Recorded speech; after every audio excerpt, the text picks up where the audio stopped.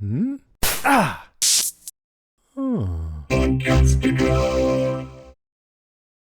2:00. Miss Summers. Buffy Summers reporting for sanity.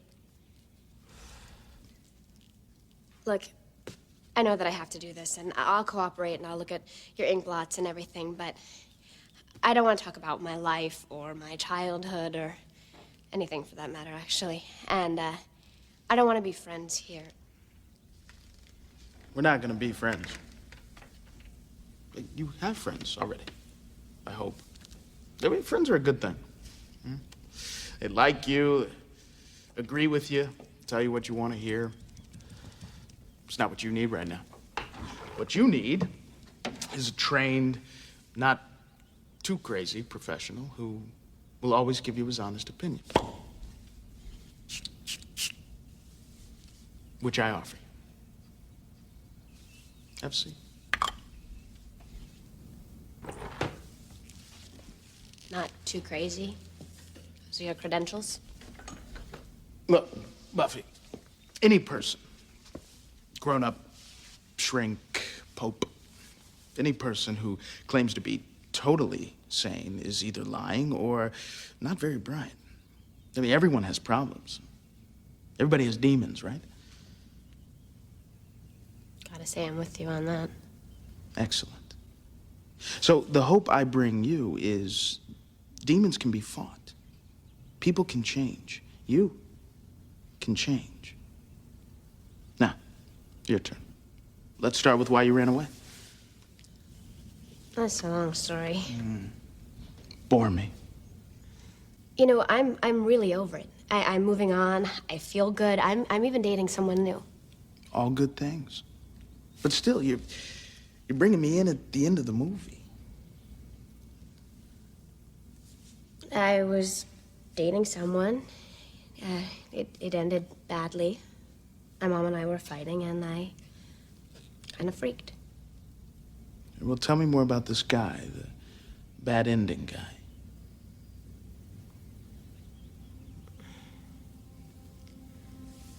He was my first. I loved him. And then he. Changed. Yeah. He got mean, Yes. and you didn't stop loving him.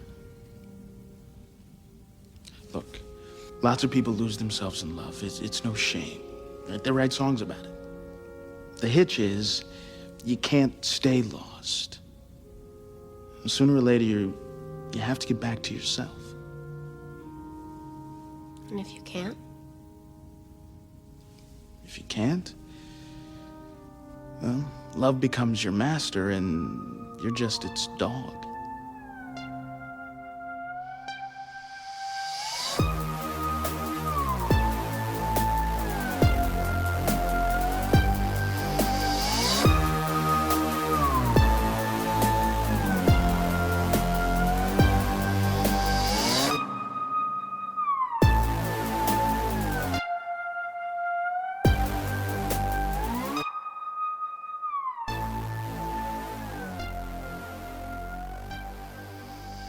Hello, everybody. Welcome to Still Slaying, a Buffyverse podcast. I'm Penny.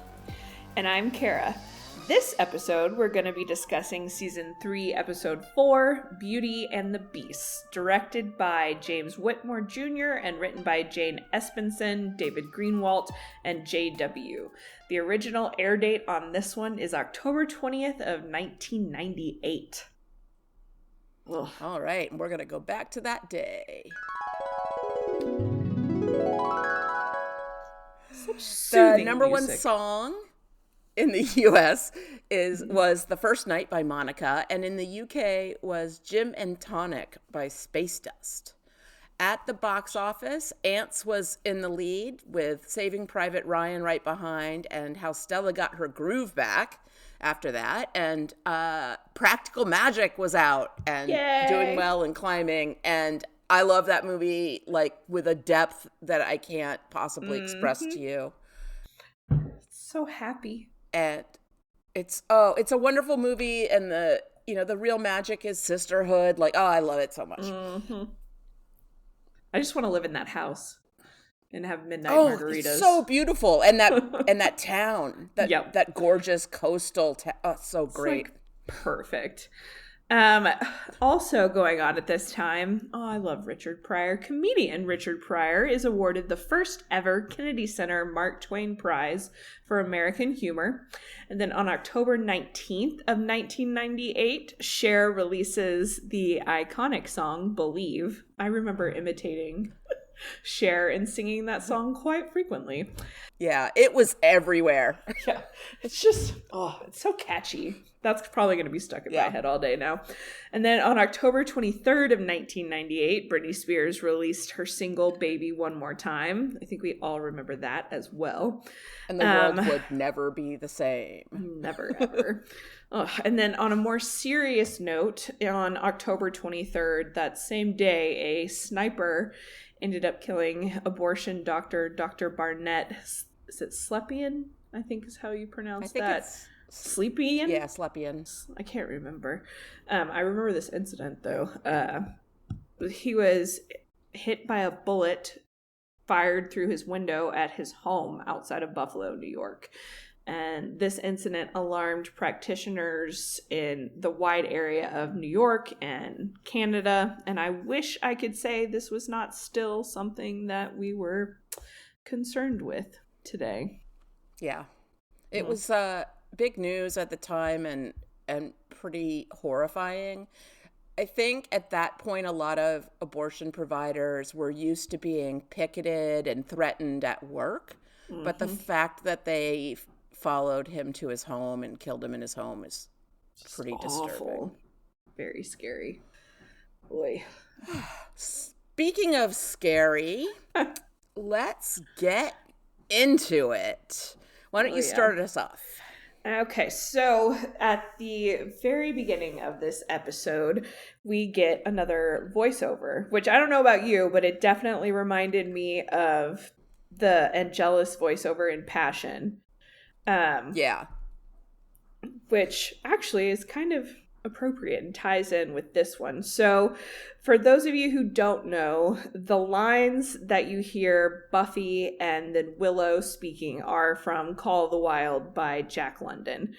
And that book is one of those, I don't know how common it is these days to read in high school anymore. I think we read it in an American Lit class in college. But it was published back in 1903, and it's essentially an adventure novel that follows the journey of Buck, who is a domesticated dog. He's essentially taken from his home with a judge in California, where he has this very, calm, civilized life, and he is sold into this brutal life of Alaskan sled dogs, and the backdrop is the Yukon during the Klondike Gold Rush. And essentially, the name of the novel gives you a pretty idea of what it's about, because the theme that is transparent throughout is kind of your primitive nature taking over, nature versus nurture, the wilderness, and how that's kind of inherent in all of us. And obviously the protagonist is a dog, so very appropriate here for Oz and the werewolf episode. But overall, it's so spot on for the rest of this episode as well.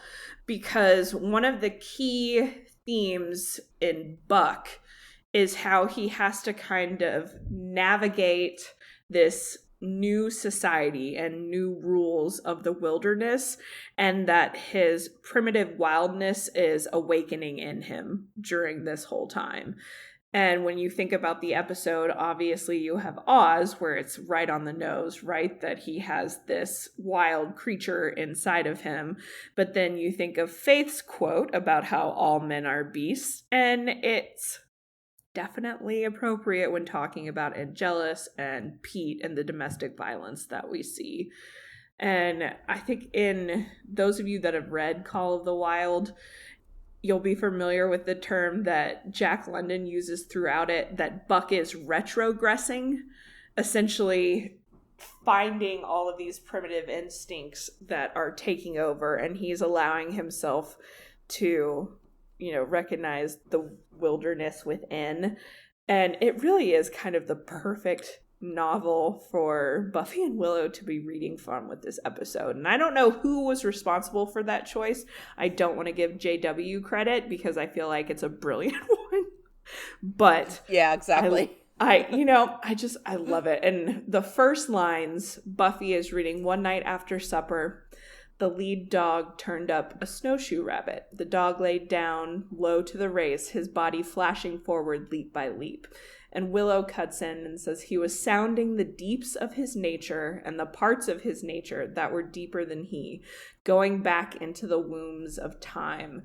And the rabbit could not, ... And of course, that's when Oz kind of jumps at the bars of the cage. But that passage is perfect because obviously it deals with this wilderness inside of everyone and going back into the wombs of time, being that it's inherent. It's something that, it's almost, there's a mystical aspect to it. And that's going off on a whole other tangent about that book and the themes. Yeah. But primitive instincts and the wilderness kind of inside all of us are the primary themes of that book. And I remember the first time hearing that, and I was like, I know that quote. It's like, this is kind of brilliant. And I've seen a lot of criticism. I don't know if you came across any when doing research, but a lot of people get a little bit frustrated at how spot on this episode is and how on the nose. And some people seem to be upset that it's almost like a after school special. And I just don't see that at all. I think they did a very good job. The nuance that is present in this episode dealing with these themes, I think is really well structured and thought of. Have you ever read Call of the Wild?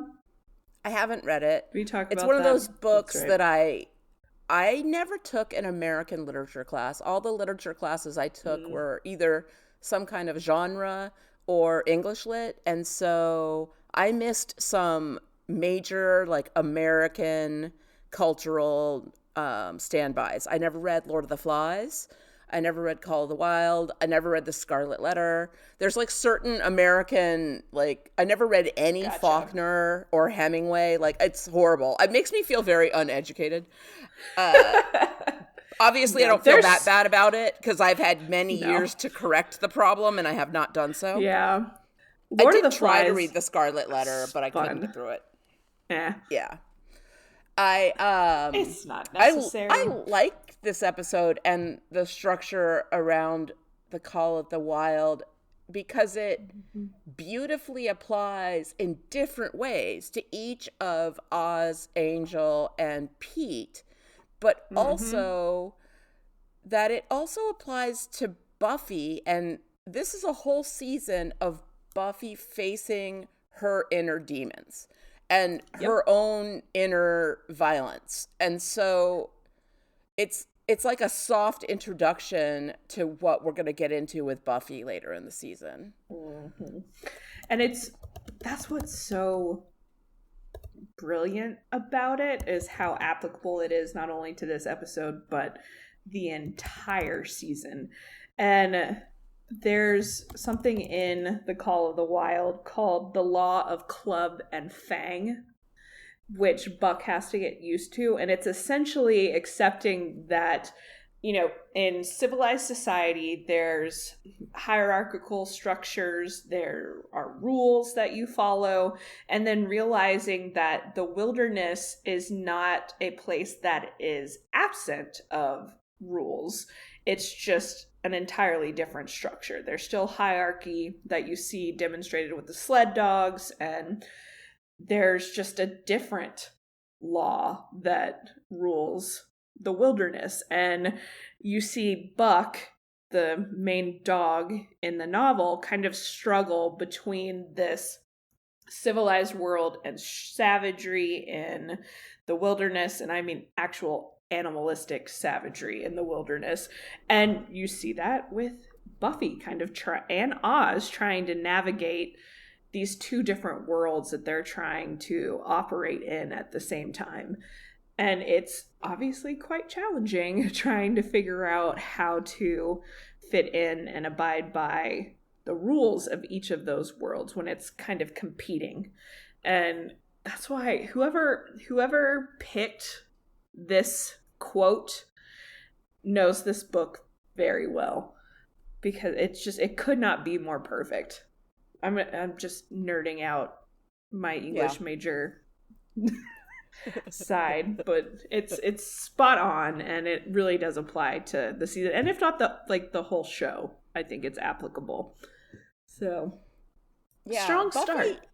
Buffy is innately a duality because she's Buffy and the Slayer, and later in the show, like future seasons, they'll get even more into that, like how those two parts of her have friction between them and aren't completely united, and it's going to keep coming up. And this is a beautiful one of the beautiful instances of that coming up. I think the episode has a lot of gorgeous imagery in it as well, and a lot of good funny lines to lighten the mood, because it's an intense one that is pretty disturbing in a lot of ways. Mm-hmm. Oh yeah, it really is. And I don't know, I love the structure of it, but everything in between is a little intense. But the last lines of the episode, where Buffy finishes, bookends with more Call of the Wild language. She says, "Night came on and a full moon rose high over the trees, lighting the land till it lay bathed in ghostly day. And the strain of the primitive remained alive and active. Faithfulness and devotion, things born of fire and roof, were his, yet he retained his wildness and wiliness. And from the depths of the forest a call still sounded." And the idea that, well, obviously I love how they work in a full moon, since it's Oz and it's a werewolf episode, kind of.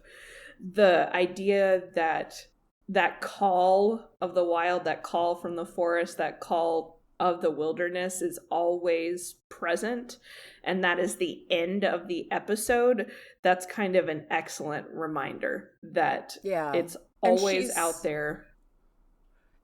When we hear those lines, she's sitting observing Angel, and he's not chained up anymore because he demonstrated that loyalty, right? That the civilized part of him, by saving her from Pete and by recognizing her and all that and crying. But he is clearly struggling with this primal feral version of himself that had to survive the hell dimension. I mean, he growls a lot in the episode. He's wearing pants inexplicably, and at one point shoes inexplicably, but he's also extremely feral, right? She's terrified of him, and he's jumpy and twitchy, and you can tell, like, when he's asleep that he's like having a nightmare, and she's watching him, and you could just substitute hell dimension for wilderness in the quote, and it applies to Angel.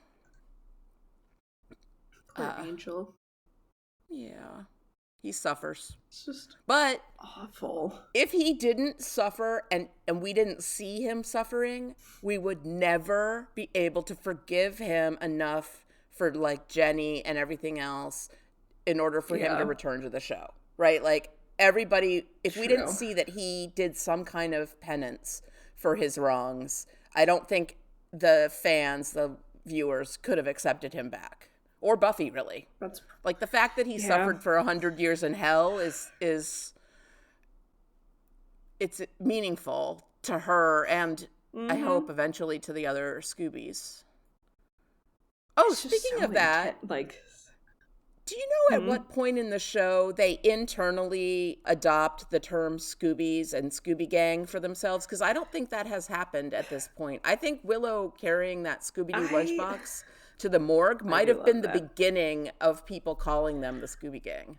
I can't remember. I felt like we had talked about it earlier in an earlier episode, but now I'm not remembering. Let's see. First, I think we've been calling them the Scoobies, you and I, but I don't know that they've been saying that in the show.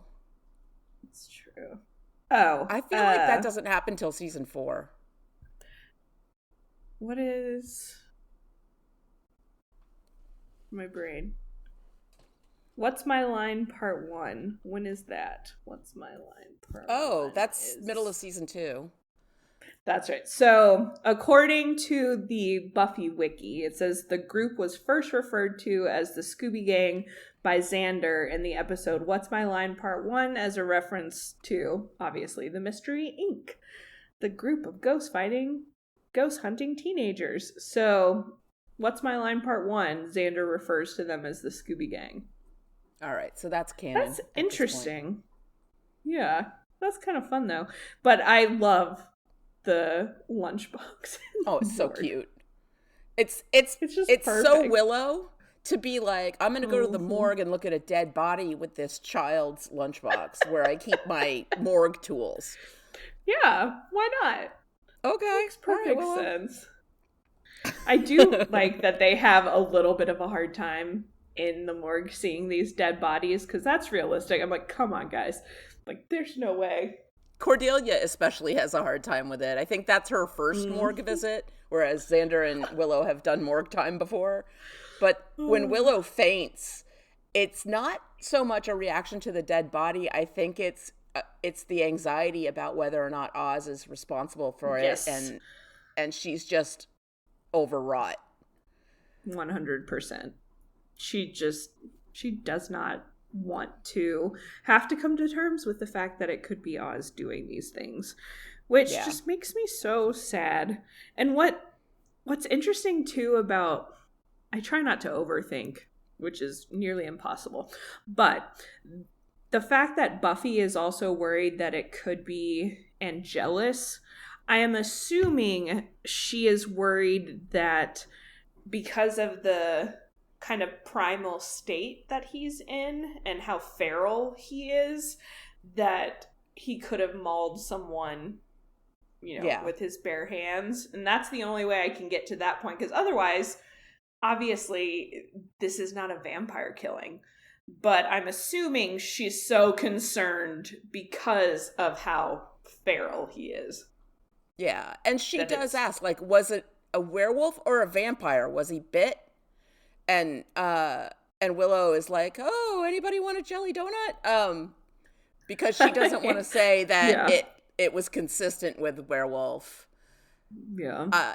I sympathize with her. And then, of course, we get the humorous cold-blooded jelly donut line. There is a lot of comic relief in this episode, thank God. That's true. I do enjoy the cold-blooded jelly donut. I love also how much Giles I almost cursed, but I didn't, how much Giles hates Xander.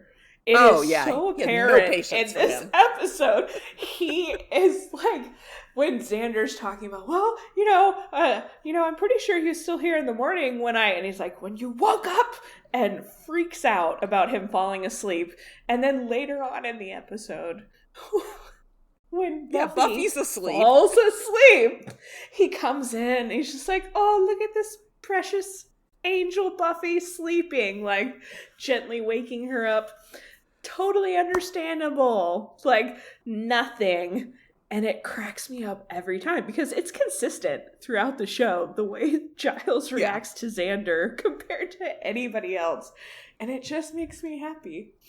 I think it's hilarious. And I mean, somebody has to give Xander a hard time. He deserves it. Right. If not for the things that Giles deserves it, gives him a hard time for, Giles is never like, stop objectifying your friends.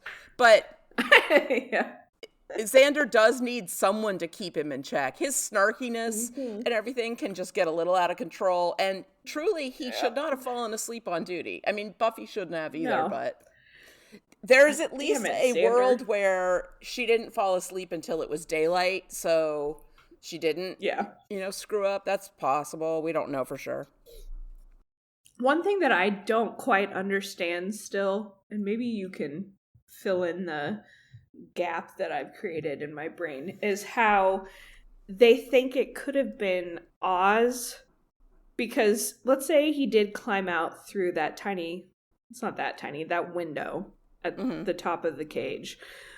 In werewolf form, would he, if every like human instinct is basically gone and you don't have the trace of your human self, why would werewolf Oz then climb back into the window to be in the library cage when they woke up? That was the one thing that I was like, I cannot get past this. Yeah, that's a stretch. How, I mean, I get it. I can write it off for purposes of the episode, but I'm surprised they're not more keen on the theory there's another werewolf. Yes. That seems like a much more logical conclusion. Like, what was Oz's Jordy? Jordy could have gone to preschool and bitten all kinds of kids. There could be all sorts or the of teachers. Werewolves. Yeah. Baby werewolves. Running around. A swarm of baby werewolves take over Sunnydale. That'd be hilarious. I'd watch that. That would be so. If they're children, I would assume they would transform into child size. Yeah, like puppy wolves. Yeah. But that's a whole other possibility. That's interesting. But yeah, I did wonder that too. I was like, why do you guys not jump to it could have been another werewolf? You live over a hellmouth. Yeah. You know these things exist. But that would not serve the story purposes as well. But it is an interesting thing, because I can't imagine, honestly sitting there and thinking about it, what it would be like in Oz's shoes to have to worry, like, did I kill my friend Jeff from the jazz marching band? Yeah. Like, that and the terrible. shame he feels when he is going to lock himself in the cage and he says, get away from me, get away from the cage. It's going to happen any minute. When, Willow has seen him transform numerous times, but it's different for him this time. And he has been working to accept the wolf part of himself. And he thought he had found a way to control it with this cage. And the idea that he got out, it's too much for him. It like overloads him. And his reaction to that is this deep, deep shame. And it's one of the few times when Oz doesn't keep his cool. I think that is what makes it stand out so much, because he is so even-keeled and just so calm and chill about everything, that the fact that he is freaking out says a lot. It's just like, oh damn, if Oz is worried, then this is actually something to worry about. I feel bad for him. Because it's a horrible couple of days for him. I can't imagine. Plus, like, the fact that you have to be locked into a cage and your girlfriend and all of your friends have to take turns essentially babysitting you. I do love that part where Xander is kind of taking over for Willow, and she's like, I've fed him and acting like a baby. Yeah, it's like, don't worry, it'll be good. But I do like that scene because we see what at least looks like almost a spark of jealousy, maybe with a little protectiveness from Xander. Right, when the he Monty makes, conversation. The full Monty reference, which is fun. I remember seeing ads for that movie when I was younger, but I was not allowed to see it until later on. But he's, I don't mind seeing Oz's full Monty, and Willow says something, well, I've only seen the half Monty, and Xander immediately is like, which half? What are you talking about? Like, and it's weird watching it again, and obviously we can save some parts of discussion for spoilery section, but I'm like, why do you care, Xander? Yeah, like, Xander. And it's not in a friendship way of being like, oh, tell me more. Like, what's been going on with you two? Like, he seems possessive. It's not curious. It's possessive. And I was like, damn it, man. Prudish. Stick to one woman. Yeah. Yeah. Right? Like, that's what's so odd. And I like how Willow doesn't even really even miss a beat. She's just like, wouldn't you like to know? Like, yeah. Yeah. But freaking Xander. That's why I do enjoy Giles kind of just ripping on him all the time. Yeah. It's like, yeah, somebody's got to do it, Xander. Because Cordelia, once she falls in love with him, she doesn't do it as much anymore. She was the other one that could kind of put him in his place. Yeah, not so much. Let's talk about Mr. Platt, the school counselor poor Mr. Platt. Buffy has to see. I'm so sad that he was a one-episode character. I really, really liked him. I thought the performance by Phil Lewis was excellent. I looked up his IMDb, and he has a long career of things I've never seen. Like all kinds of stuff that I've never seen. Most notably, The Sweet Life of Zack and Cody and like various iterations thereof. I think he's like one of their teachers or something on that. Interesting. He was also in Heathers, which we're going to cover in a few weeks. So I thought that was fun. We can look for him. I think it's a small part, but still we can look for him. The tragedy of Platt's death, of course, is that he is killed right when he's reaching Buffy. And Buffy desperately needs an adult who has some perspective or objectivity to talk to. She's terrified to talk to Giles or Willow or anyone because I assume she thinks that they will flip out and immediately go and kill Angel. The first time she meets with him, the scene is so great where he talks about, friends are great. Friends agree with you. You have friends. I'm not your friend. I'm a trained, not too crazy professional who can be honest with you. And they have that conversation about sanity, which I love. Let's see, here it is. Any person who claims to be totally sane is either lying or not very bright. I say that all the time. He's not wrong. People who say that they don't have any emotional baggage, like, oh, I have no emotional baggage. I'm always like, whoa, you have so much emotional baggage. Yeah. Like, giant that red flag. is an insane thing to say. Yeah, that's like, absolutely for Cocoa Puffs. not. Yeah, there's no way that's but also, true. poor Buffy, she is just bad news for teachers. Yeah, whenever they're nice to her, they get killed. It's and very she needs unfortunate. someone. Yeah, it's just so she really sad. does. I do think she could have talked to Giles. I think Giles would have contained himself. She has that theoretical conversation with him, and Giles is immediately understanding and sympathetic and thoughtful about why this would be so hard for Buffy to think about. And he also says, do you think it's a prophecy dream? And so he's acknowledging that weird stuff happens on the Hellmouth, and you never really know. So, let's talk about this and what it would be like. Yeah. It's a beautiful scene between the two of them that starts with the funny crack about, I didn't think you knew what a card index was for. And that must have been some dream. Yeah. I think she could have talked to him and he would have been understanding. I don't know what he would have done. He probably would have wanted to make sure that Angel was better locked up than he was. Yeah. But I don't think he would have run off and staked Angel. I think he would have been more measured. But I can understand her fear and her feeling like nobody will understand and that she's completely isolated in this. Which is why it's so funny when Willow is like, what are you so upset about? It's not your this time it's not your boyfriend that's the cold-blooded jelly donut. and Buffy is like, actually, it kind of is, maybe. And yeah, it's like, we don't know. And she looks so sad. She's like, I really, really need to talk to someone about this. The way Platt was killed. Awful. Yeah. With the cigarette. Like the detail of the cigarette is beautiful. That's amazing. It is because nice.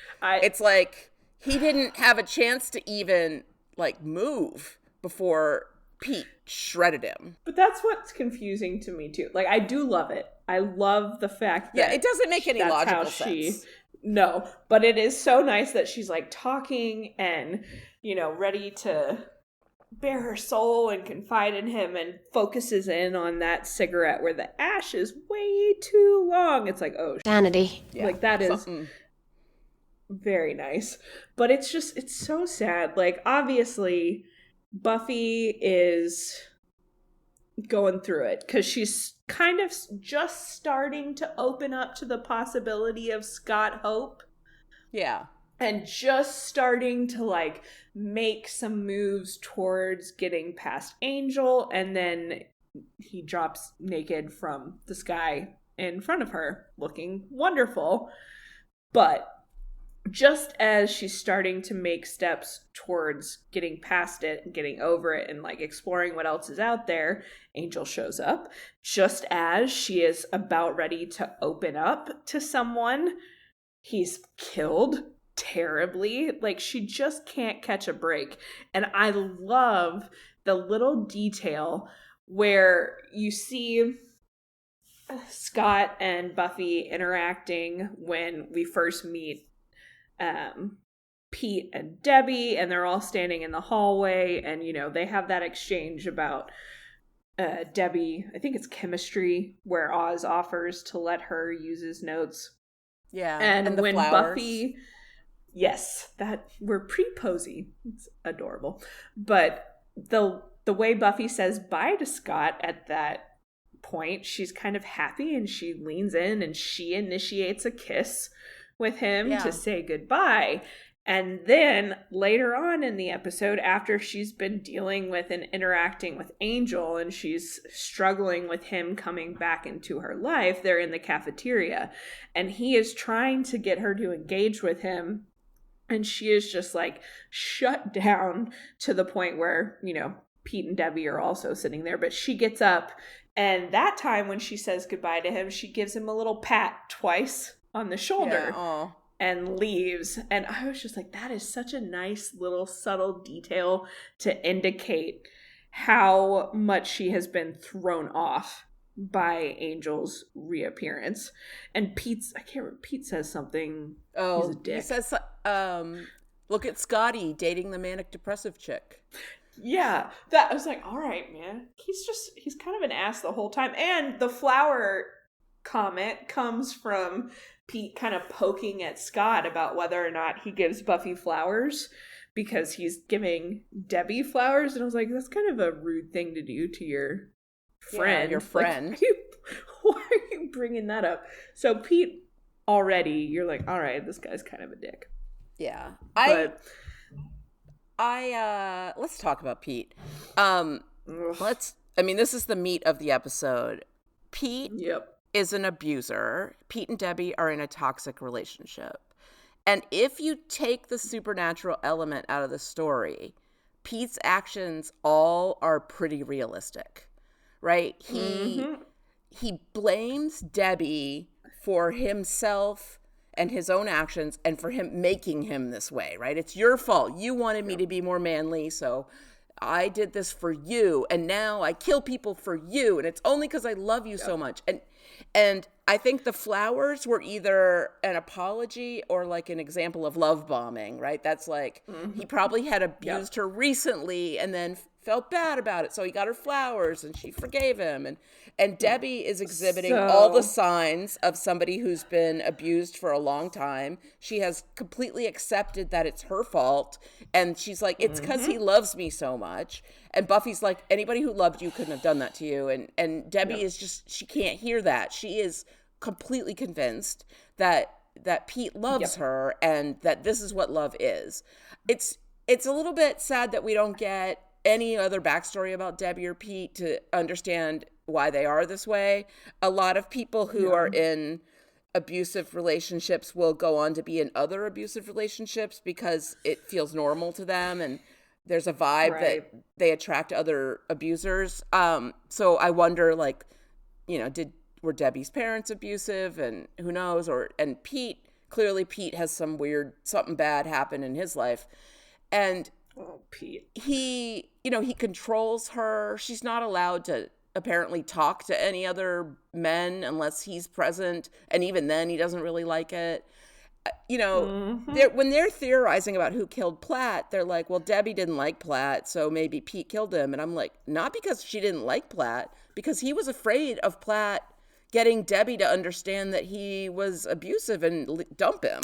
Like, Pete was not trying to do something for Debbie ever. It's all about himself. No. She's just his excuse. She's just the object of his obsession, but it's not about her. It's about him.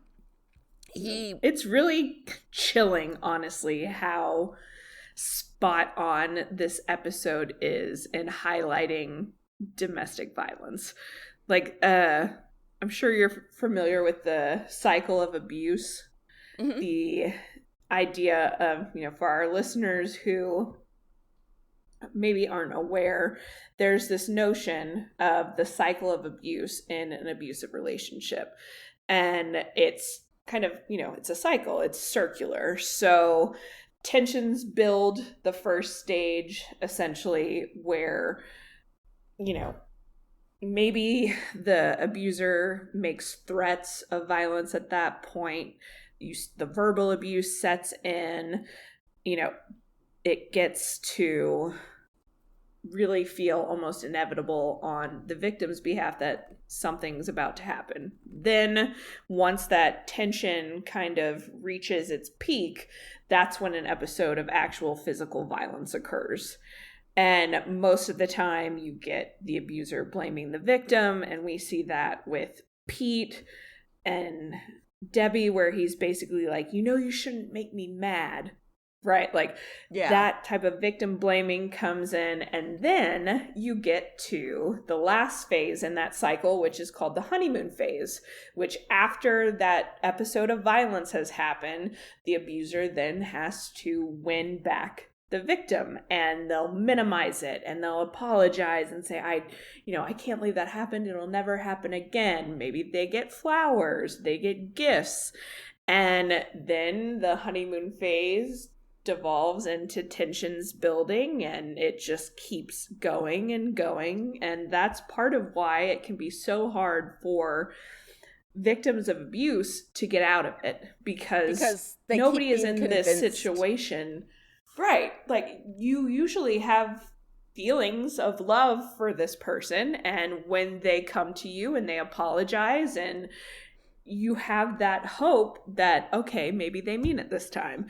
And it is just done so perfectly. His manipulation of her is like textbook, because not only does he act contrite and he's upset that he hurt her, but he's like, I'm sorry. It's basically, I'm sorry you made me hurt you. But he gets her, after an incident of him hitting her in the face, to comfort him. Right? He's crying and she's holding him and being like, it's okay, it's okay. And it's insidious because he's playing on her love for him, her innate kindness, her insecurity, and this belief that she is somehow at fault for this. So she's trapped, and she's in a shame trap too, where she doesn't want to tell anyone what's happening, not just because being a person who's being hit by your boyfriend is... Nobody wants to be that person, right? And she doesn't want to tell people about it, but mostly because she really thinks it's her fault. She's like, I did this, so I deserve it. And if only I could never, ever make him angry ever again, we would be fine. She also tries to sort of secretly ditch the magic potion, and that sets him off big time. And instead of like directly saying to him, like, stop taking the potion, I don't like what this is doing to you, which would not have gone well. But she does this like passive aggressive end run where she just like quietly dumps it. It's not. Yeah. I don't know. I mean, I can't judge her too much. She's in this relationship. She's stuck there, and she's a teenager. So I think that's the thing. The teenager aspect of it just makes it. It's so hard to watch. It's so sad. I think that there used to be, and still somewhat is, a very strong belief that domestic violence or partner violence happens in, like poor families or with, an alcoholic, and it's always like a father hitting their kids or their wife. And there's these images that people have in their head of what domestic violence looks like. And all studies show that social status, race, religion, all of those things are not a guarantee that domestic violence happens or doesn't happen. It happens in every group. It happens in expensive homes. It happens in tenements. It happens in high schools. It happens in nursing homes. It happens at every age. It happens in every community. And it's often overlooked. If the person is not showing visible bruises, which Debbie was by the end, but up until then, she looked fine, most authorities will not step in. Now, there have been laws in the last few years that make people mandatory reporters if they hear certain things about domestic violence. I am not the kind of lawyer that ever dealt with, victims of crime or anything like that. But I did have a personal experience recently where a friend told me something very disturbing, and I struggled with it and I reported it. And the reason I did is because I talked to my sister about it, who's a therapist, and she was like, if I had heard that directly, I would be mandated to report it under California law. And I was like, okay, then I'm going to report it also. And when I talked to the Child and Family Services agent, he was like, oh, you're a lawyer? You are a mandatory reporter, but in Massachusetts. And I was like, okay. Like, it was all very confusing for me. I don't have any training in this. I did look up some statistics about teen dating violence. And this is from the CDC. They did a youth risk behavior survey in 2019. And it says that among U.S. high school students who reported dating during the 12 months before the survey, about 1 in 12 experienced physical dating violence and about 1 in 12 experienced sexual dating violence. Some teens are at a greater risk than others, and it's the list you would expect. It's female students, it's marginalized students such as LGBTQ students, transgender students especially are more subject to violence, and they experience higher rates of physical and sexual dating violence compared to straight students. And the abuse isn't always physical. A lot of it is what you've called before coercive control. It's about not letting the person have friends outside the relationship, controlling what they read, what they eat, what they study, who they talk to, how much time they spend on their hobbies, what hobbies they have, what church they go to, all of these things, as well as the emotional violence of, telling them that they are worthless, or like Pete calls her a slut at one point, and he to Oz, he's like, did that whore like it? Yeah. And I was just like, oh, and that's too real. The misogyny and violence in Pete, if we doubted at all that it wasn't about Debbie specifically, when he is fighting Buffy, he's yelling, you're all the same, you're all the same. So he has an issue with all women.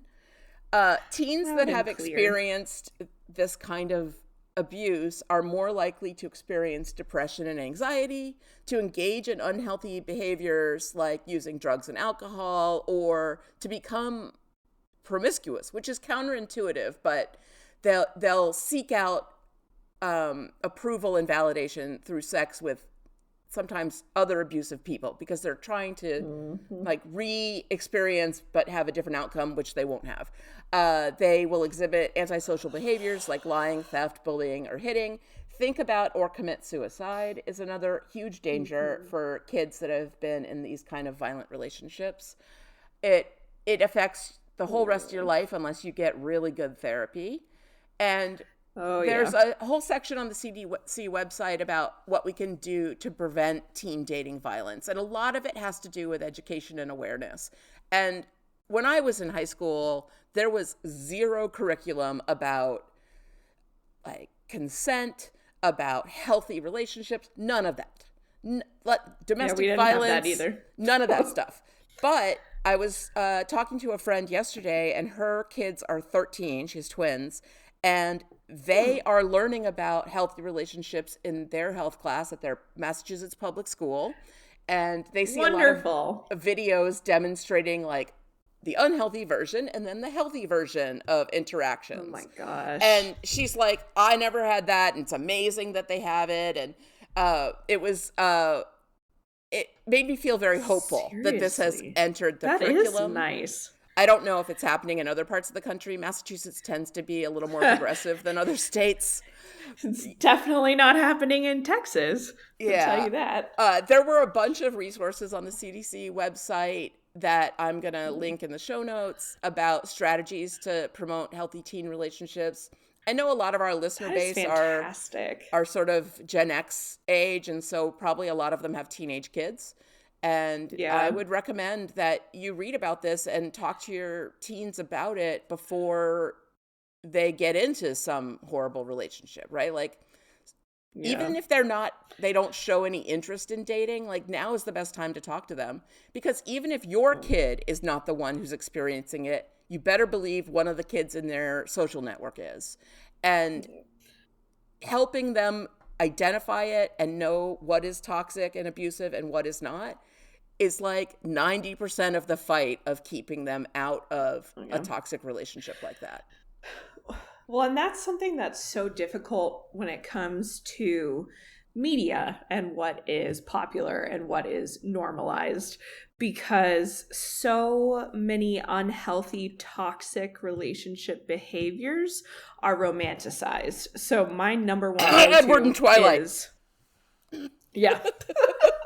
where it's like, it is not normal for someone to sneak into your room at night and watch you sleep. Okay, that's just never normal. That is stalker behavior, and it's creepy. But I also go to The Notebook. The way that Noah pursues Allie, and, you know, even though it's quote unquote a joke, how he hangs from the Ferris wheel until she'll agree to go on a date with him. Like, this type of obsessive, passionate behavior is usually not a good sign. Like, people see love bombing and think that it's romantic. It looks great from the outside, but it's a form of manipulation. It is a red flag. And I'll say, so, most of our listeners, I think by now that Penny and I are both attorneys. And I started my career as a prosecutor, and I was a prosecutor for almost a decade. And at this point, when I wrapped up that practice, I know I prosecuted hundreds, if not thousands, of domestic violence cases. And that would be ranging from what in Texas is a Class C misdemeanor, which is equivalent to a traffic ticket, where it's like an offensive touch, where maybe you put your hands on someone, a partner, but it wasn't painful to them. It didn't cause pain or an injury, up to capital murder, where it was an ongoing relationship where he was stalking her after they broke up, and he ultimately ended up killing her. So over the years, I attended countless conferences and classes about domestic violence, and I dealt with hundreds of victims. And this episode, I am not exaggerating when I say I cannot think of another example where they cover so much so well, because you've got that cycle of abuse in there. You see all of these typical abusive behaviors. And we go back to that analogy of a frog in boiling water. If you throw a frog in boiling water, they are going to jump out. Nobody is going to dispute that. But if you put a frog in warm water and slowly turn the temperature up, it'll take the frog a while to notice, basically until it's too late. And that's something that I think a lot of people still need to understand about abusive relationships, is that it does not start off abusive right off the bat. These people are manipulative. They take their time. They love bomb you. they isolate you from your friends, and that is something that this show demonstrated very well with in one Pete episode. and Debbie. Amazing. Yep. They got Fantastic. A lot of complexity into one episode. Keeping her away from, Mr. Platt, this confidant she could have. The jealousy when Oz is offering to share notes with her. It's just textbook. And the excessive jealousy and possessiveness. Like, it is just wild how, a lot of that can be romanticized. Like, in Twilight is one example, but just anybody can think of, I'm sure you can name 5 or 10 examples of jealousy being romanticized or possessiveness being romanticized in media. And I think that is so dangerous, because if you see that as normal as a teenager, or aspirational even, right? It's like, yeah. Oh, the fairy tale romance where Edward loved Bella so much that he stalked her all the way to Seattle. And like, so creepy. He saves her from being whatever by a group of people, but like, he was stalking her. That's why he was there. Yep. And, oh God, it teaches a problem. Like, it teenagers really is. Especially, they don't have a lot of experience to draw upon, right? A lot of them are in their first relationship at this age, and they've seen movies where this behavior is romanticized, and so the first sign of it, they're like, oh, it's happening, I'm having the fairy tale, and they get sucked in, and before they know it, they're being hit by their boyfriend, and they don't know how to get out of the situation. It's so sad, which is why education and awareness is like so important. I do want to give a shout out to the actors who played Pete and Debbie. I think they did a remarkable job. So it's John Patrick White as Pete and Danielle Weeks as Debbie. Danielle Weeks is a comedian. She's in The Groundlings, and she does like improv and sketch comedy. So Groundlings. Yeah, so That's her awesome. role here is kind of interesting. And Pete, I looked, the guy who plays Pete, John Patrick White, he does a lot of like cartoon voice acting, and now I cannot off the top of my head remember which cartoons it was. But the both of them, I thought, did really remarkable jobs of not overplaying it. Even though this show can be pretty campy at times, Debbie's behavior was extremely realistic, and Pete's only got crazy when he, only got exaggerated when he, hulked out or whatever you want to call it. Which I have to think is a reference to alcohol. Like drinking this potion that makes you act different and act angry, and that you blame that's on what it. you blame it on the alcohol. The alcohol made me do it, and you set me off when I was drinking. What do you expect? Like, I don't want to be this way, I don't want to hurt you, but I had to. What would make me mad? It's like it's just they really did do an excellent job making it seem realistic in a show about monsters where he's drinking a potion that changes him. Like, it's just, and the isolation aspect of it, when he kills Mr. Platt, he tells Debbie, I'm all you've got now, Debbie, you hear me? I'm all you've got. And that is such typical abuser behavior, taking away her support system, her family, her friends. And the line where, as you talked about how she ends up comforting him. He says, hey, listen, you shouldn't make me mad, huh? You know what happens, Debbie? And that scene, I have never been in a physically abusive situation. I have just dealt with these cases and talked with victims of abuse. So I do not know this from experience, but from what I have heard repeatedly from victims, it's like I thought back to countless cases where I could see this specific victim or survivor in my head saying these things. It's like, this is how he kept me coming back. And it gives me chills every single time I watch this scene. Because of how realistic it seems. And, I do want to talk about that scene in the bathroom where Willow and Buffy kind of confront Debbie. And you mentioned how she responds in a way that is very typical of, someone who is in that situation with, it's not his fault. He's not himself when he gets like this. He really loves me.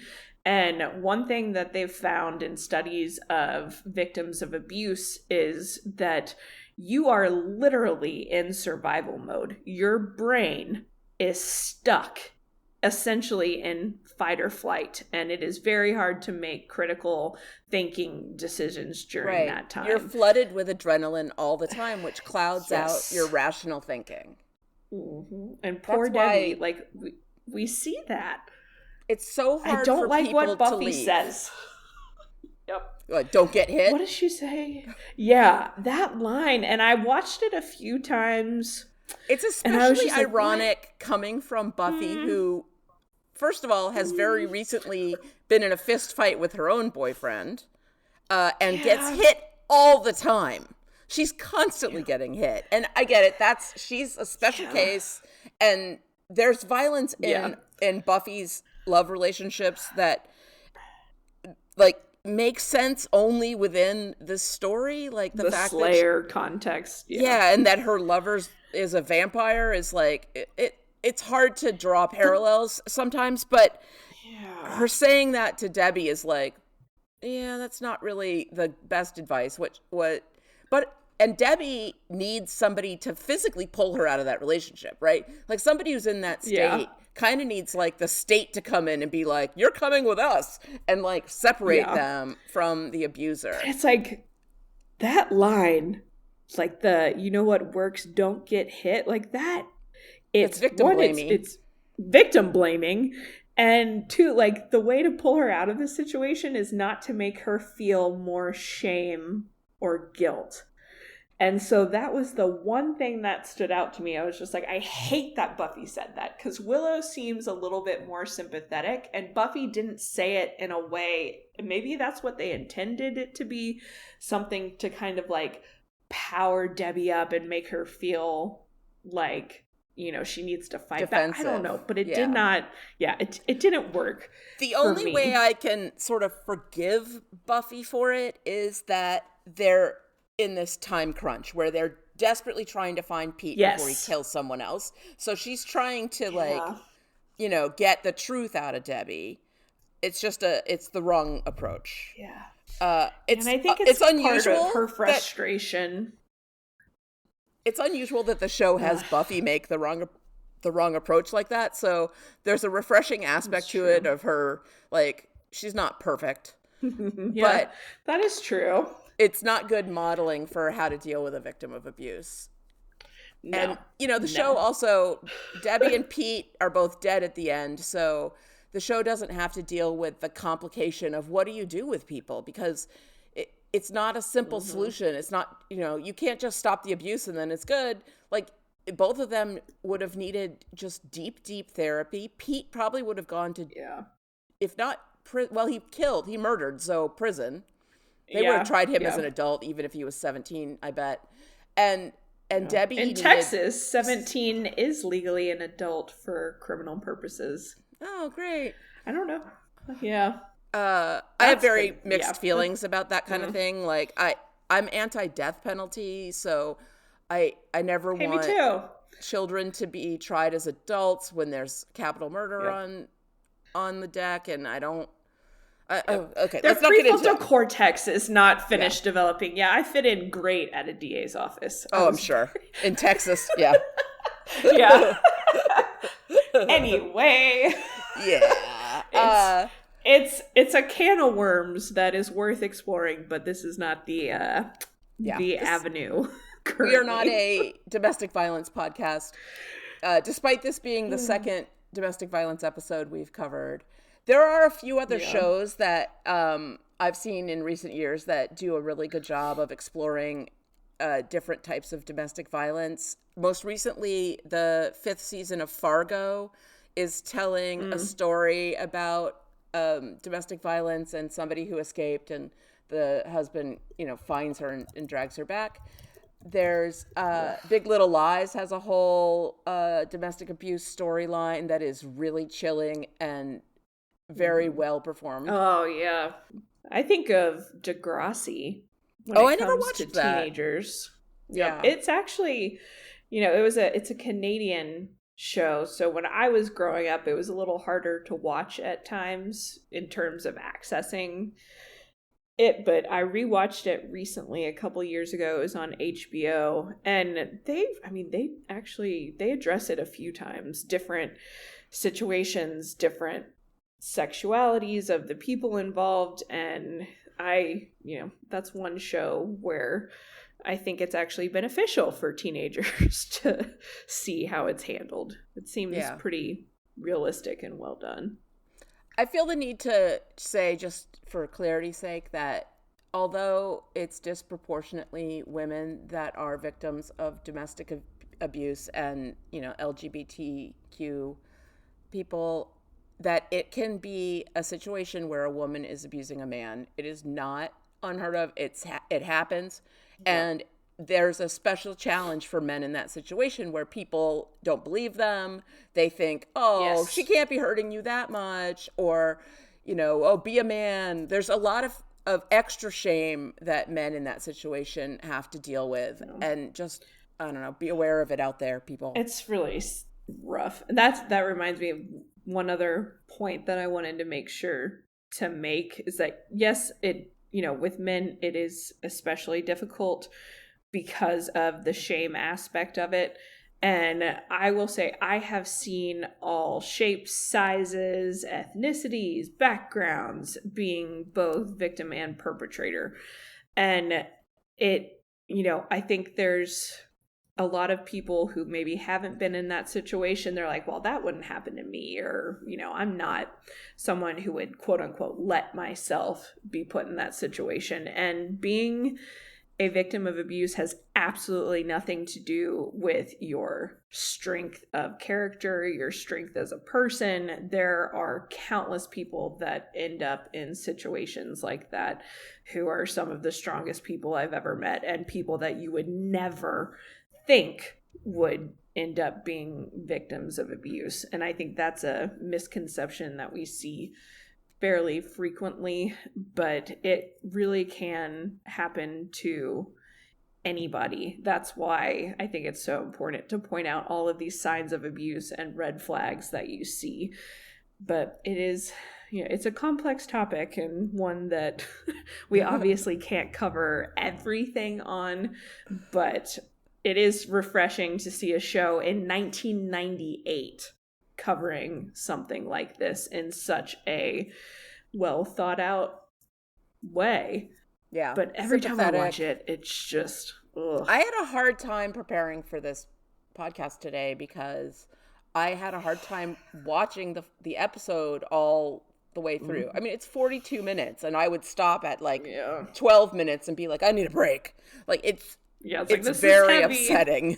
It's very, very upsetting. And if some of our listeners skip this one, I get it. No judgment, man. It's a really hard one to watch. But can I just say how much I love Oz? Yeah. Because obviously he's a great guy. We've seen that over and over again. But when Debbie, goes up to him when she's bringing the notes back to him with her black eye, and she's like, oh yeah, I hit it on a doorknob, and Oz stops her and says, if you need to talk, I'm here, making it very clear, I see you, I could tell there's something going on. And I was just like, Oz is such a nice guy. I would hope anybody in that situation would be like, hey, are you okay? But I love Oz. He's such a good example of healthy masculinity and just a good human. Yeah. Oz is a pretty universal favorite. When you talk to anybody about this show, about Buffy, and you start going through the characters and you get to Oz, they're always like, oh, I love Oz. He's almost too good to be true. Yeah. He's what did we figure out? He's basically a Mary Sue character. Is that what it is? He's kind of perfect. Yeah. Well, and then you've got creepy Pete in the distance staring at them, getting jealous and pissy. Angry because Oz touched Debbie's arm and he just loses it. And then we get that's right. Yeah. Jeff, the first guy that was killed, Oz brings up kind of, it's almost offhand. They don't focus on it too long, but Jeff was in the jazz marching band with Oz and Pete and Debbie, and Jeff and Debbie used to joke around. Like, he talked about him taking, like, her notebook or something at one point, like, horsing around. And, of course, Faith took that as they were having sex. But that's Faith. Not what it was. Yeah. But they were flirty. So yeah, and he had to Pete go. couldn't take Pete it. had to kill him. Yep. She was, confiding in Platt, who also happened to be a man. He had to go. And then Oz was his target because he was flirty. And Pete got paranoid and all this stuff. Like, it's just so creepy and accurate. I do love the scene where Pete confronts Oz. And Oz is already in the cage. And Pete is like, you made a move on my girl. And Oz is like, hey, man, this cage, there's a reason for it. And something really weird is about to happen that you're probably not going to believe. And then Pete, transforms. And Oz is like, or you might. It's like classic Oz, like understatement of the century. And then I absolutely that was love a great moment when he looks out the window and the sun is going down, and he says, "Time's up. Rules change."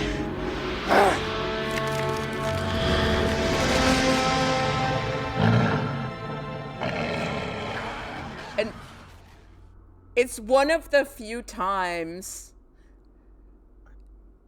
that Wolf Oz gets to be the hero.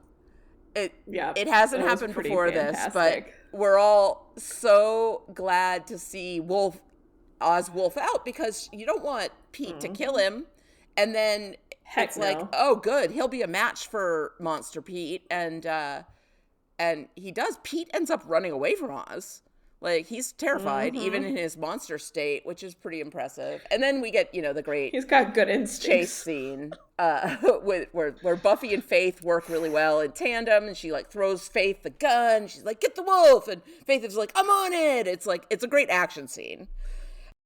That was nice. And can I just say, Faith fits in so damn seamlessly in this episode. Yeah. Like, the beginning where she and Buffy are walking and patrolling and quipping back and forth, she seems like she's been there forever. Yeah. It's hard to remember that she was just introduced as Last a character. I'm sure that's a credit to Eliza Dushku as well as the writers and how well thought out Faith is, but that was something that stood out to me this whole time, because I remembered rewatching this episode now and then over the years, and I always assumed that Faith had been around for longer when I would watch it out of order, and I was like, no, she just got here, but she's already one of the gang, palling around, completely part of the whole Faith unit things. hanging out at the library while they're trying to figure out what's happening. And when they split up, Giles is like, Faith is with me, Willow, you go with Buffy. And it's like, it all works.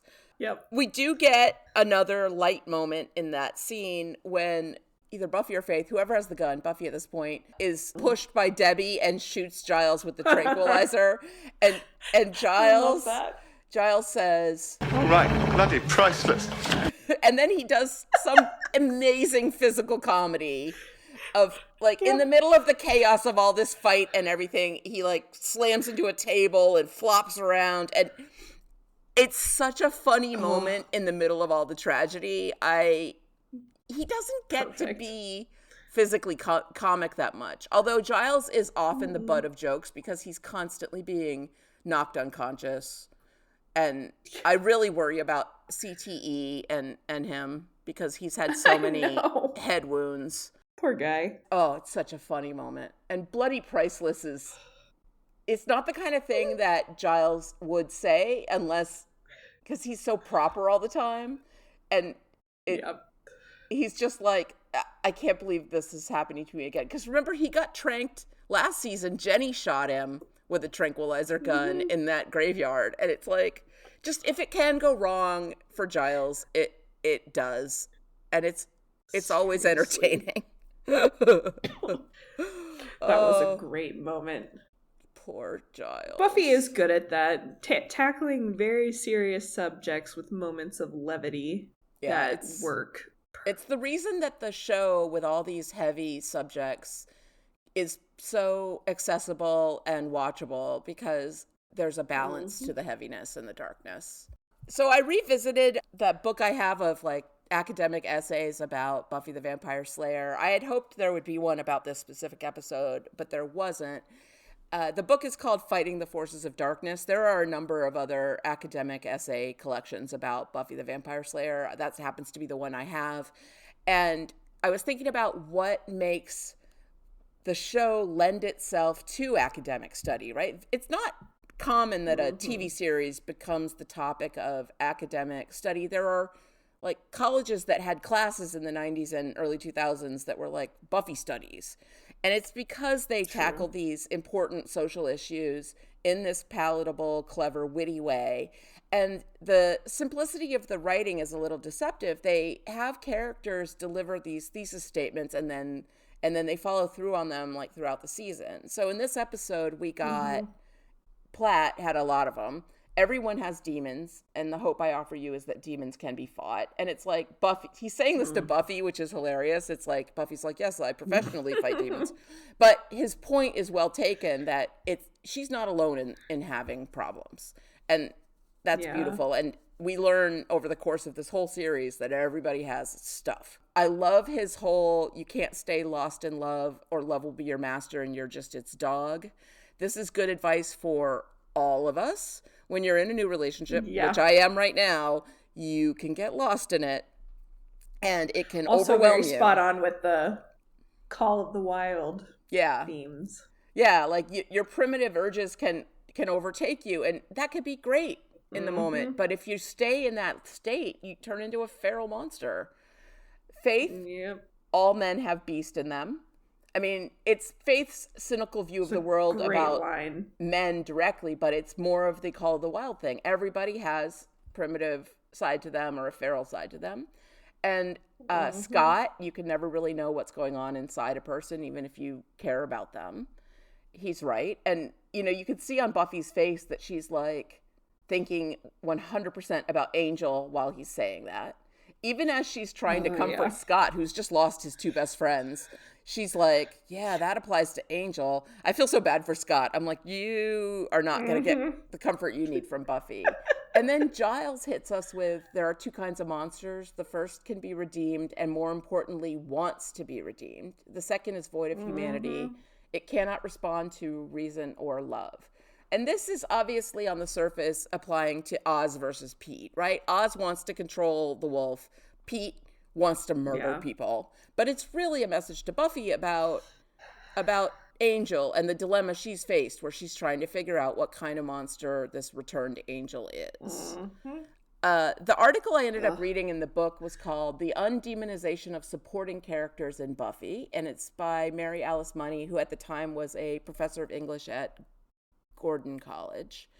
And it's really interesting because it discusses how Buffy as a series goes from season 1 to where we are now, goes from a very simple framework of demons bad, humans good, to a much more subtle one where there's all these levels and nuances, and where Buffy sort of leads the charge of seeing demons past their surface and figuring out if these, the other is actually human or has human qualities underneath. She befriends demons because she can see past the surface part of them to who they really are. And it's not every demon. She's very good at figuring out which ones are which. But the show is not racially diverse. We've talked about this. But it does address this people who are in our society who feel like the other, right? Oz is has become an other. He starts as a white man, the ultimate insider, and then he becomes a werewolf, and he's outside the norm. And yet Buffy and Willow and the gang befriend him and bring him in, and they treat him with dignity as a valuable human, relatable person. And it's a model for how we should address all people who at first seem different from us. It would be nice if there were more people of color on the show, but we've already talked about this. We can't go back and change the show. I thought a lot about why we study stories and narratives. You know, you were an English major, I was a film major, and it's about stories that bring up important or universal ideas about humanity and sort of play with them. It's like laboratory where we see what might happen if this was the thing. And it gives us a chance to understand some truths about humanity or some falsehoods about humanity, depending on the story, as well as, you know, I studied also a lot about technique, but the stories are important. It's not, there are a lot of people who think that it's kind of frivolous to study things like that, like stories and books, but it makes you a better human. It really does, and I could stand on a soapbox about that for a while, and I won't, but I will say I think there's a reason why people who read and consume, and even, you know, not just reading, consuming different types of TV shows or movies, it's because it opens your mind immensely to different situations, different, you know, people that you may not be exposed to in everyday life. And it's like thought experiments, and it is never bad to have been exposed to multiple situations. And I think back to some of my favorite stories that I quote unquote had to read in high school or in college, and my favorite ones are the ones that really made me think and shed light on society or humanity. Like Lord of the Flies is one of them. That I will never forget reading that for the first time. It was fascinating. I love Huck Finn and Tom Sawyer, and that was so important culturally. And we both love, you know, anything dystopian and post-apocalyptic, and it's because it really makes you think, and it kind of challenges your day-to-day monotony. And that's, I don't know, I mean, that's probably why all of us at Podcastica are podcasting. We love consuming that type of stuff. Yeah, but the stories that are chewy and meaty and characters that are flawed and facing really difficult challenges and don't always make the right decisions and don't always get a happy ending. And it's a way to be a more compassionate person. There are a lot of studies that show that people that read fiction are more empathetic in general because they've practiced putting themselves in other people's shoes. Every time you read a book, you're putting yourself into somebody else's experience and learning about how they think. And if it's a good book, it'll stay with you. One of the first books that really blew my mind was Animal Farm by George Orwell. Oh, yeah. It changed the way I think about political power forever. And I was like, I think I was 12 when I read it, and it had just a gigantic impact on me. Yep. That's an excellent book. They still teach that, I think, which is I hope so. Good. It's so good. They better. That and Fahrenheit 451 is another one that will forever stick with me. Like we had some book banning going on in my county too long ago. And the rage that I felt, I was like, you people do not understand how serious. Anyway, but it's, you know, it's important. I think that's why we do keep coming back to Buffy, is because of the stories and how developed the characters are. And none of them are perfect except Oz, really. But even he has his own struggles as a werewolf. And, you know, it's campy and fun, but at the same time, the stories are relatable and challenging, and the characters are, very three-dimensional. Yeah. And I think they grow and change over the around. Course of the 7 years. You really get to see them go through so much development. A lot of development. It's at the time it was kind of groundbreaking. The fact that it was very serialized was groundbreaking. So many things about it. I think it's, I don't know, this episode in particular, the acting really is so well done.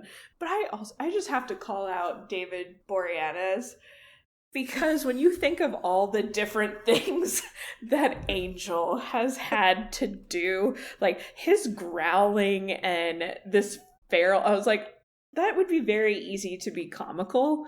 Yeah. And he does a really good job with it. And, he's been kind of this brooding, almost romantic hero figure. And then on top of that, we've had him be like a freaking sadist when he's Angelus, like almost like a serial killer figure. And then he's being this feral half whatever, like half animal, half man. And he does such a good job embodying each of those characters. Like we talked about this before with the Angelus episodes, where you can tell when he's Angelus. His movement changes, the way he carries himself changes. Heck, he even acted out as that woman high school teacher in that creepy episode where they were reliving them, and he did a good job doing that too. And I just, every time I see him growl, I'm like, man, they gave him some challenging things. He must have been having, and I think such a good time all these years doing this show, because he got to do so many different things. Right? As an actor. It's such a wide range. And his, his behavior in this one, all the basically acting like a dog, essentially, that, he did it well. He committed. That's for sure. Yeah. Ugh. I almost got into spoilery territory, but I won't. No spoilers. We can't stop talking about the episode until we've talked a little bit about the fashion. And Buffy is still wearing a lot of soft pastels. She's still rocking the sheer over solid. She had that yellow sweater when she met with Pratt that looked like the most delicate, angel hair, soft yellow fluffiness. Her patrolling outfit was more practical, pants, boots, but she still had this feminine blouse with a cowled neck and a sparkly hair clip. Meanwhile, we get Faith wearing, leather, and she's got wristbands on. She looks like a little rocker chick, The contrast is very strong there. For once, Willow's clothing was completely unoffensive to me. So yay! Yeah. Very nondescript. That was nice. I liked that. That's pretty much all I had to say about fashion this time. I'm sure there will be future fashion conversations. Yeah, Angel, his fashion was excellent. Yeah. I think actually, I just wonder how he felt. I think a man with just pants on is actually even sexier than completely naked. That's my personal thing, especially if he's barefoot too. I don't know why, but that's a thing for me. That is attractive. Oh man. And even what is it? Pete and Debbie are dressed very normally. There was a moment where Debbie had that, I think it's when they confront her in the bathroom. She's wearing a striped, a rainbow striped shirt. And a little cardigan. With a little cardigan over it. Yeah, very that girly. Felt very 90s to me. Yeah. It's this is reminiscent of that time. And Oz always wearing his graphic tee with a button up over it. That's his uniform. Very 90s. And one thing that, this episode, the title being Beauty and the Beast, is always interesting to me because there's a female parallel for each one of the beasts. Yeah. So it's Oz and Willow and Pete and Debbie and Angel and Buffy. And one thing that's interesting on the Buffy wiki page, they put at the very bottom the international titles. Oh, interesting. So each, different country, what the titles were. And a lot of them are still Beauty and the Beast. Beauty and the Beast, it translates directly to Beauty and the Beasts. But in French, it's the Beauties and the Beasts. I feel like that's what this should have been called. And then in German, it's Dr. Jekyll und Mr. Hyde. Oh. So Dr. Jekyll and Mr. Hyde, which also makes sense. But I was like, I wonder how they come to that who makes conclusion. Those decisions? Yeah, it's interesting. But Beauties and the Beast, I was like, that makes sense to me. Yeah. I will say, too, did you notice when Buffy is in, the mansion and after she's found Angel roaming around out there, feral by himself, she's looking for the chains for Angel, and she goes to the trunk and wipes off like all these different dolls and stuff. And Drusilla's creepy dolls. Yes. And as she's opening it and going through it, I was just like, oh my gosh, this is like Spike and Drew's like fun time trunk. Yeah. So I was like, so are these chains ones that Spike and Drew would use? And then I thought, is it the same trunk or is it a new trunk from the factory when they were living in the factory together? Because Drew had all of her dolls and creepy things. And I was like, are these the chains that they used on Sheila before they killed her? And my brain just started. Yeah. Like, what are all the times? Who else has been in these chains? Yep. I was like, that is a interesting little bit of continuity. But it's just...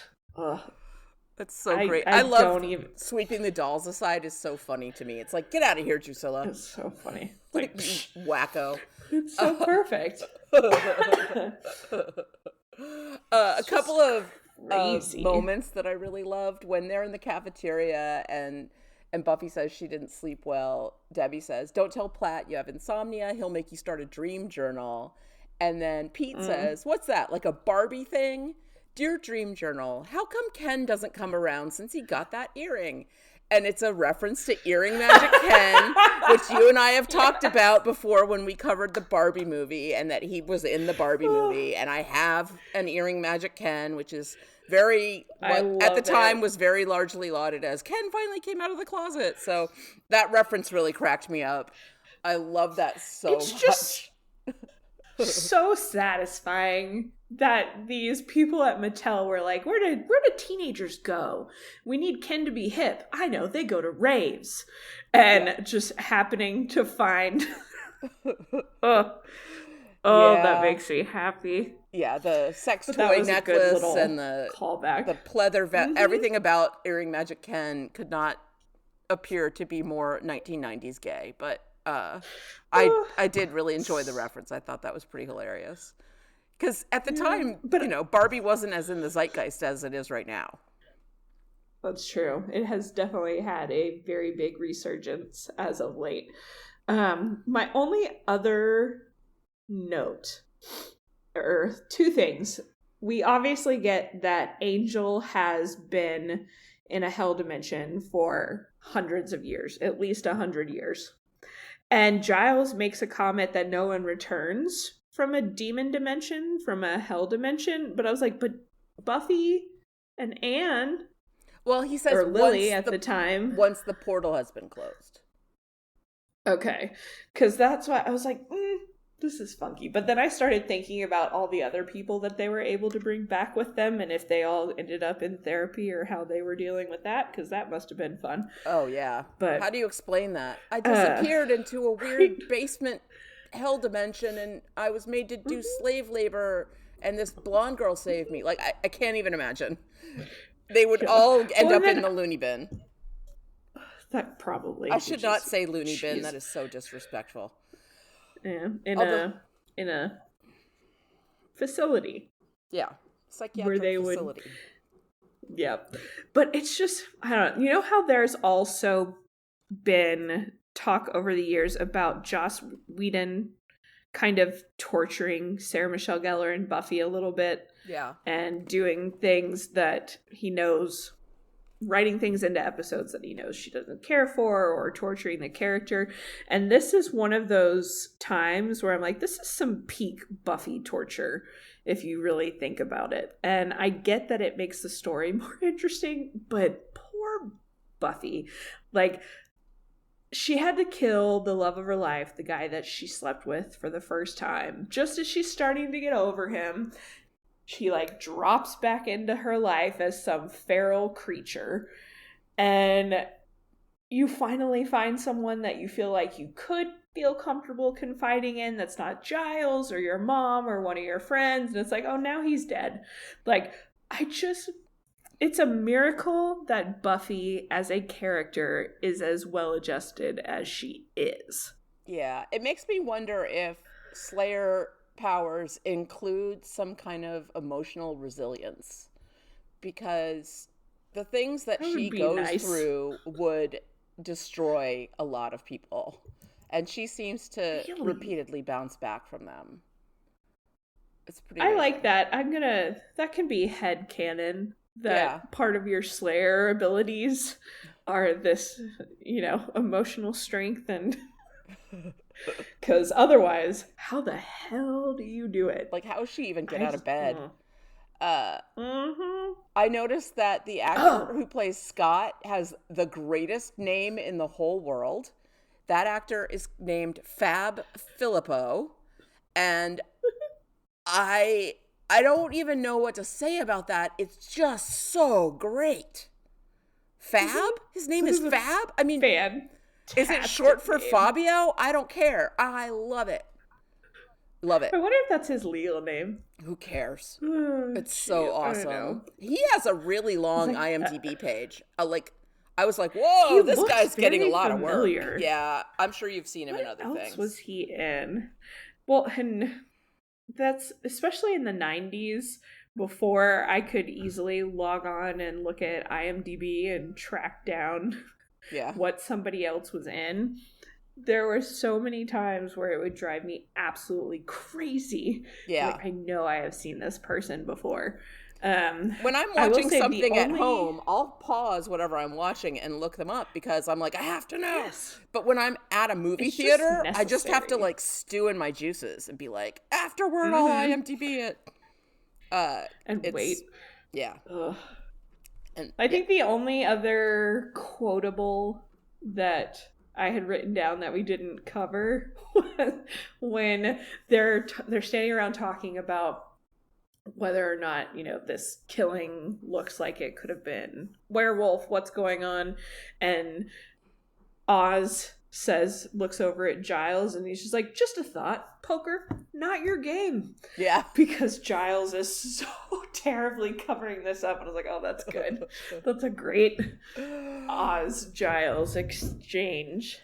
I love the bit at the end when they're talking about what happened and they're filling Cordelia in on the story, and Oz is like, a freshman told me Pete had 8 iced cafe mochas and just lost it. And then Buffy's like, oh, that's better than the estrogen theory that he took all his mom's birth control pills. And I just thought about how gossip in high school was, and how stories get crazier and crazier, and it was it was hilarious to me. And I love that people were telling Oz and Buffy stories when, like, clearly they're the only people that know what really did happen. That would be kind of fascinating. But also, like, this freaking high school, how many we should tally up one time how many students they've lost, but in teachers. A week period, 3 students are killed. And the counselor. And your counselor. Like, and everybody's just going about their day. The school's not shut down. They didn't miss anything. They don't have some, like, grief assembly or anything like that, because it's so normal there. At Sunnydale High School, if they had a grief assembly every time a student was killed, they'd never have class. They'd never go to school. But, like, I just also enjoy thinking about this guidance counselor And the stuff he must have heard. Constantly, was he constantly busy? Was it practically impossible to get an appointment if you weren't like mandated the way Buffy was? Everyone in that school has lost a friend and a teacher. They all have trauma. And all the women in the school got counselors. Bewitched by Xander and chased him with like weapons. Like there must be so many messed up kids in Sunnydale. So funny. And then we talk about too, I still go back to that Halloween episode where all the children who turned into like their monstrous costumes and killed someone, like, are they okay? Are they getting the therapy that they need? Like poor old Sunnydale. Very, very lucrative to be in construction, repair work, or in any sort of mental health. You know, you would never run out of clients. Oh, that's so terrible. But yeah, just back to business as normal. Yep, no problem. It's fine. Shall we get into some trivia? Yes. All right. Trivia. I'll start us off with this week is Buffy's birthday. She was born January 19th, 1981. So that's later this week, and she will be turning 43. Happy birthday, Buff. That's fantastic. The second bit of trivia we've got is Oz's werewolf form, last seen in Phases, is radically changed. Back in Phases, the werewolf is portrayed as a gray bipedal creature with a wolf-like head, and now in this episode, his fur is darker brown. He moves largely on 4 legs, and he has a human-like hairless face with no muzzle, which I'll say when I first saw this, it really kind of creeped me out and threw me off for a second. Yeah. And among the production staff, the new makeup was referred to as the gay possum. Which is pretty funny. Giles explains that demon dimensions are places of brutal torment in which time moves extremely fast. Over the time being sent to hell and brought back, Angel has experienced 100 years of torment. I loved when Buffy was like, I remember. Yeah. She's like, I've worry, been to a Giles, demon dimension. I've got a point of reference for this. Skip when the Buffy next one looks and then... for... Yeah. That's funny. Okay. When Willow and Buffy confront Debbie in the girls' locker room, an anti-DWI poster behind Buffy's head reads, "Most women aren't attracted to dead guys." Not in Sunnydale. Yep. All right, so let's get into this one. Does it still slay? I definitely think it does. I think it's kind of impressive how relevant this episode still is and how well they covered this topic. Plus, it's hilarious. There are so many great comedic moments and moments of levity. So I would say yes.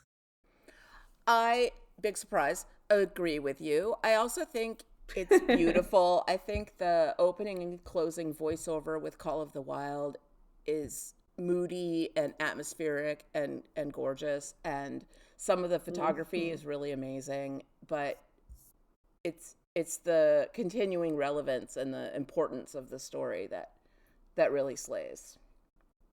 It's very well done. Maybe we want to read Call of the Wild again. Yeah, I'm sort of thinking about reading it. I also feel like, since I also cover Yellow Jackets on the Yellow Jackets WTF podcast, that I really should read Lord of the Flies. Yeah, it is very, very relevant to that show. 100%. All right. Gosh. Let's get a drink at the Bronze and hear from some of our listeners. Bronze things. Things of bronze. Do you want to read Becky's message there? Sure. So Becky says, "Hello all. I forgot about the Oz watches. Those always made for some funny TV." Cordy's response when Buffy walks in and notices something wrong: "Oz ate someone last night." That was a good moment. I love how she says it's so matter of fact, not trying to be funny. Charisma's delivery is always spot on. Said I was touched to watch Oz I guess it was touching to watch Oz worrying about if he killed someone and how much Willow was worried about him. They are the best couple. It's awesome how emotionally mature Oz is. Xander, take notes. Yes. She said, I had that same Scooby-Doo lunchbox Willow has at the morgue. That's awesome. It's probably worth money and now. then she says...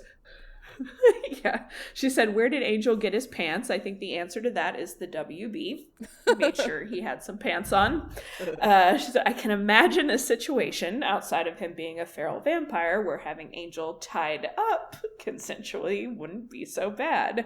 With a little smirky, winky face. I can't imagine what you're talking about, Becky. Gee, Becky. We've never had that thought before. That's an adult conversation there. That's still slaying after dark. Willow's quote-unquote snowy thing comment about the TV. Yes! I wanted to bring this up. I'm so glad you brought this up, Becky. She said, I remember when the Star Spangled Banner would play and then the TV would go off the air. This makes me feel really old. I had that same thought when Willow said she woke up when the TV was doing the snowy thing. And I was like, oh yeah, it was either that or an infomercial playing in the background. Right around this time was when infomercials started, was in the late 90s. That's when they started to be a huge thing. Jeez, that did. I feel you, Becky. That made me feel old as well. And then she said, I think Buffy admitting to her therapist she needed help was so hard for her. Too bad he's dead. Yeah. LOL at Giles getting shot with the tranquilizer. Some good comedic acting there. One of the many things I love about the show is how they tackle so many important issues. They don't always get it 100% right, but I'm glad they did it. I was impressed with how they addressed domestic violence, not shying away from the truth and actuality of what it looks like. It always breaks my heart hearing the victim believing what is happening is their fault. I hope any person who watched or are watching are able to get some help after seeing this episode. I agree. She said, kudos again to Sarah Michelle Gellar for stellar acting. Her range of emotions when Angel recognized her and fell to his knees was incredible. She's so good. That was a really...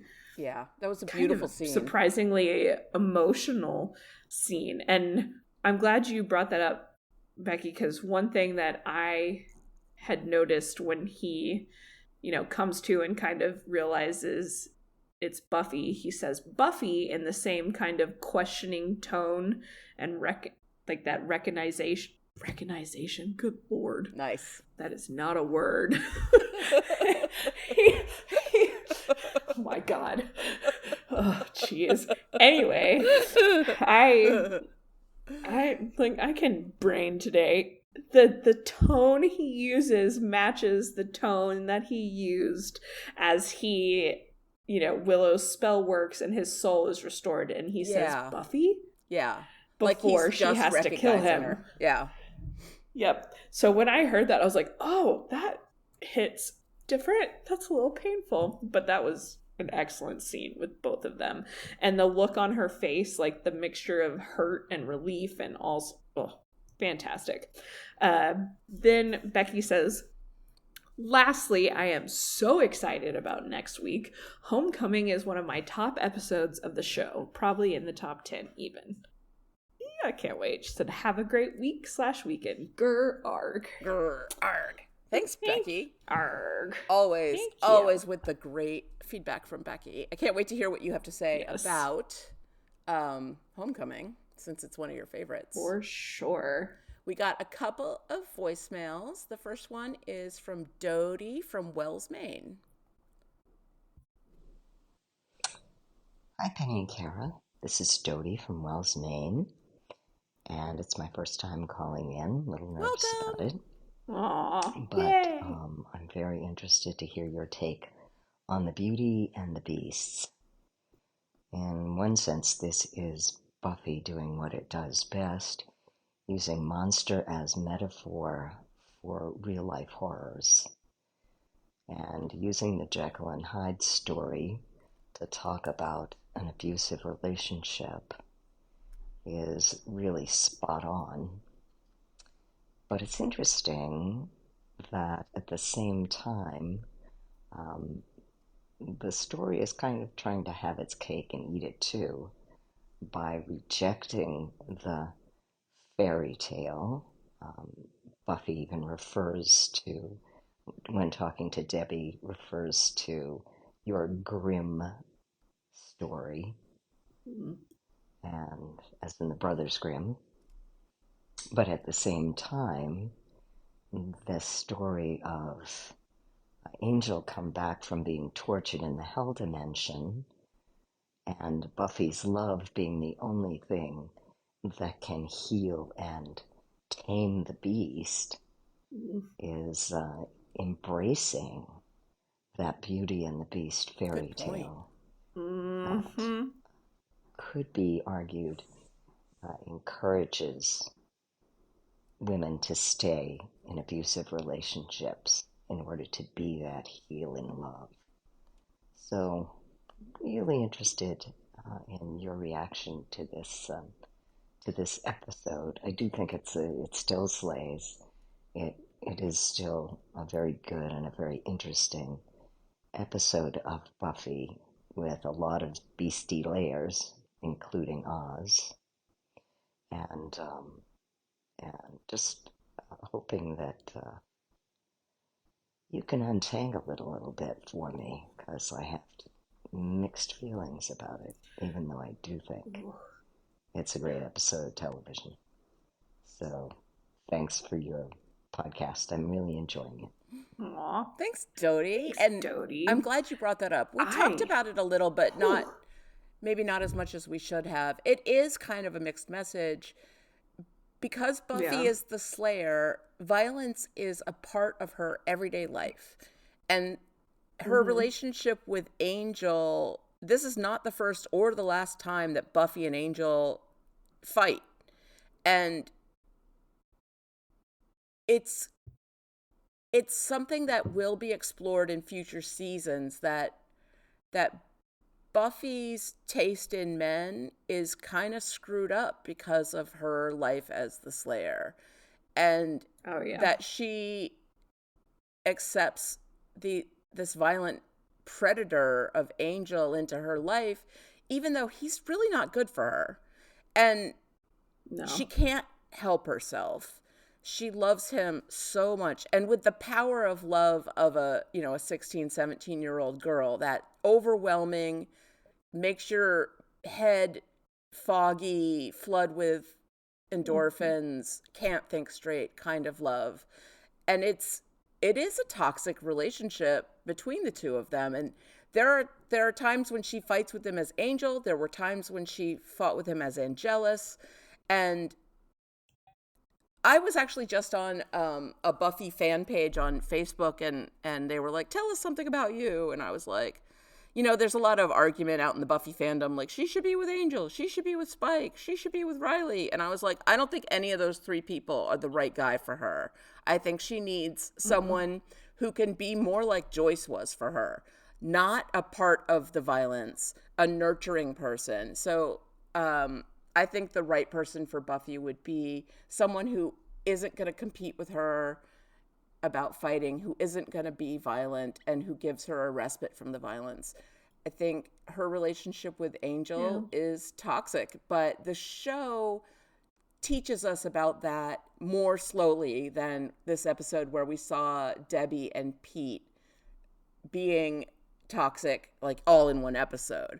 I think they intentionally have Buffy and Angel get into a fist fight, and then Buffy tell Debbie, don't get hit, because they're setting us up to realize that Angel's toxic for her later in the season. Yeah.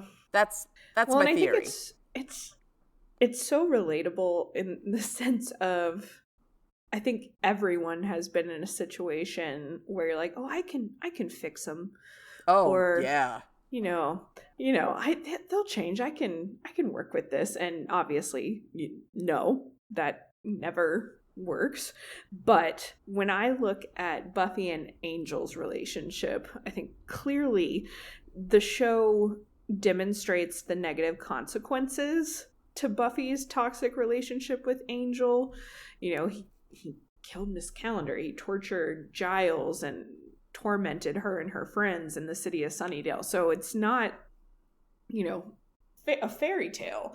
There are negative consequences that she experiences from her relationship with Angel, and we do see that play out in the future with her other relationships. But in this episode in particular, I think what is important about Angel, I go back to what Giles says about two types of monsters, how the first can be redeemed and wants to be redeemed, and the second is void of humanity, so they can't respond to reason or love. And Angel, as Angel, having a soul, very much so wants to be redeemed and can respond to love, and he wants to be somebody that is worthy of Buffy.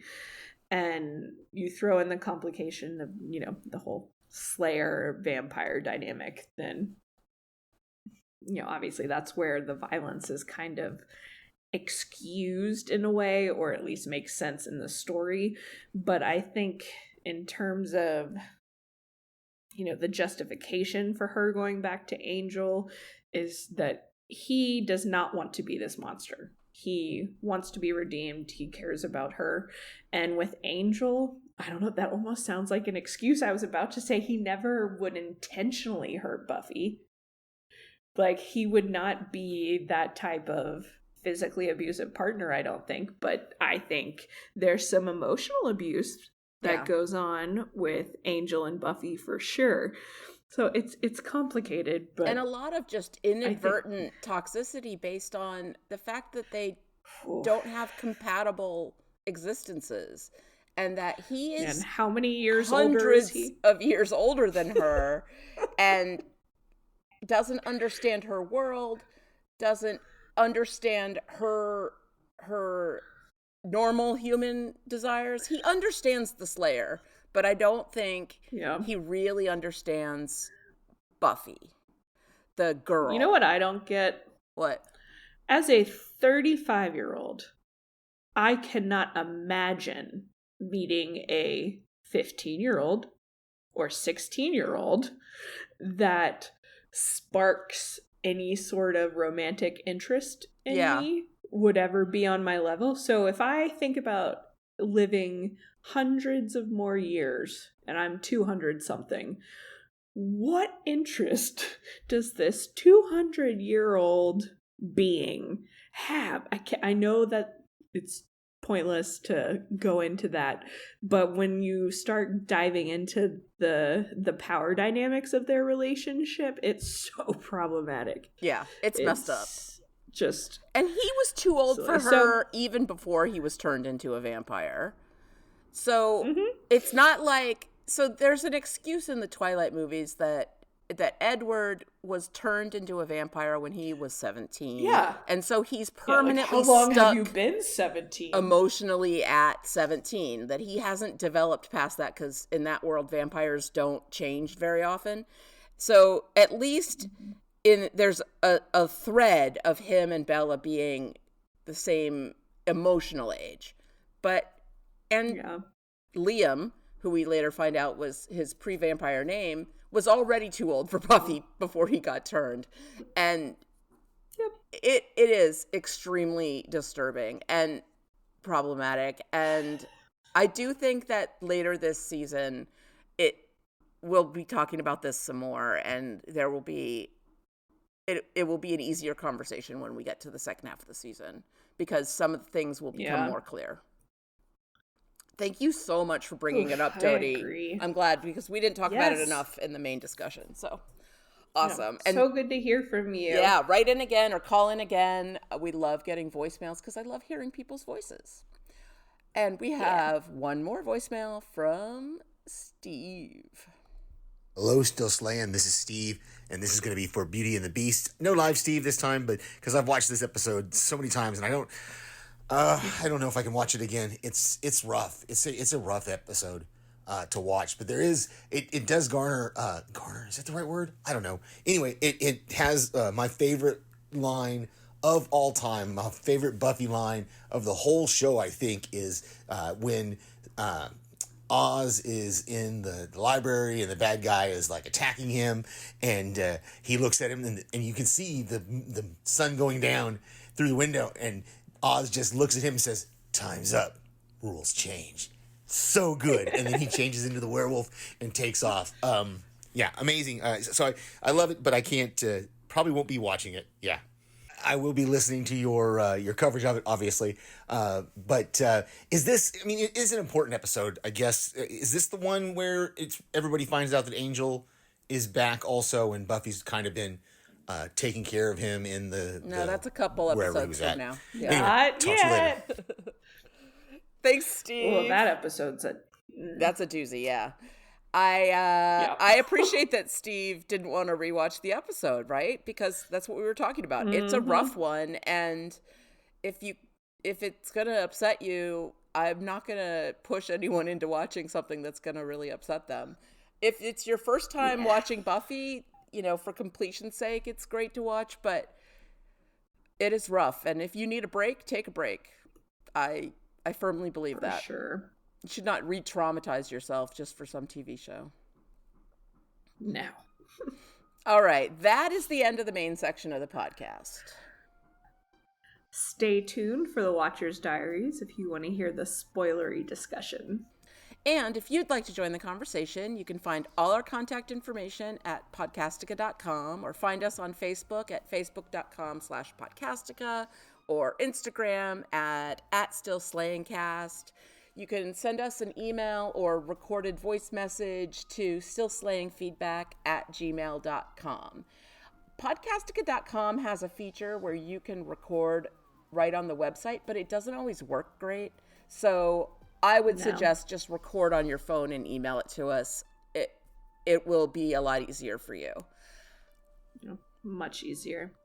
Also at podcastica.com, you'll find all of this information and links to our social media pages and all of our other shows as well. And I will say I have been listening to a wide variety of Podcastica shows lately, kind of playing catch up. I have been all over the place. Most recently, I was listening to Lucy and Jason's coverage of the rewatching The Walking Dead, and there were so many things I had forgotten about that show. Like, I have rewatched the earlier seasons multiple times, and it's amazing to me that they're still pointing out things that I've never thought of before. So that has been a fun one. The coverage has been great and also funny. The two of them have a great funny dynamic, and it's really fun to listen to the show. Lucy said IMDP a couple weeks ago about whether or not Lori was really peeing in this one shot, and I had to stop listening because I was laughing and I couldn't hear her anymore because it just killed me. That was funny. I am on a new podcast. It's for the new Marvel show Echo. Yay! And I'm doing that with Kirk Manley and Alex Baelish and Sydney Seidel. It's new on Disney Plus. They dropped all the episodes at once last week, which is something that they don't usually do with Marvel shows. There's only 5 episodes, so it's not a huge commitment to watch it. And it's one of the first forays that Marvel is making into a more adult, more mature storyline. You literally had to change the settings on your Disney Plus subscription to allow mature content to watch it. Like if you were a parent and you had it set to like child-friendly content, you would have had to change your settings. It's more like the Netflix Marvel shows that were several years ago, the Jessica Jones, Daredevil, Punisher, those. It's violent, Okay. It's complex, it's dark. I've been calling it Marvel After Dark because it's like the adult version of a Marvel show. It's really interesting. The main character is a Choctaw native, and she's also deaf. So the representation side of the show is pretty amazing, right? That's like awesome. Yeah. Checking a lot of boxes. And the cast is like a who's who of Indigenous actors. There's a lot of actors who you've seen previously in like Reservation Dogs, or a lot of actors from Twilight, because Twilight had a huge Indigenous cast as well. Oh, yeah. And did. The production values are gorgeous. The fight choreography is beautiful. I'm really enjoying it. It kind of came up at the last minute, and the team asked me to join them for podcasting, and I didn't know really anything about Echo going into it, and the first episode blew me away. So check it out. I recommend it. It's another, badass woman. She's more of an anti-hero than Buffy, but it's good stuff. I do love me a good anti-hero every now and then. Yeah, it's fun. That's for sure. And dark.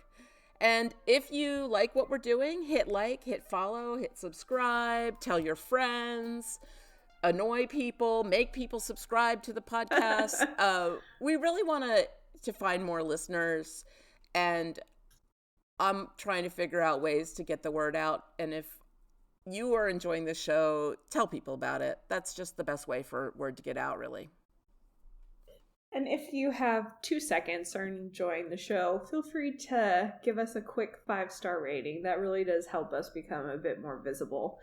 And next time, be sure to tune in for Season 3, Episode 5, Homecoming, which I am excited about. So, thanks everyone, and... Great. Now we're going to be stuck with serious thoughts all day. Okay, everybody, that's the end of the non-spoiler section. If you want to avoid spoilers, you know the drill. Stop listening now.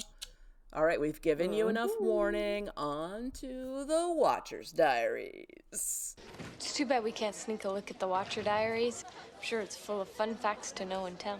Yeah, that's too bad. That stuff is private. Also, Giles keeps them in his office, in his personal files. Most importantly, it would be wrong.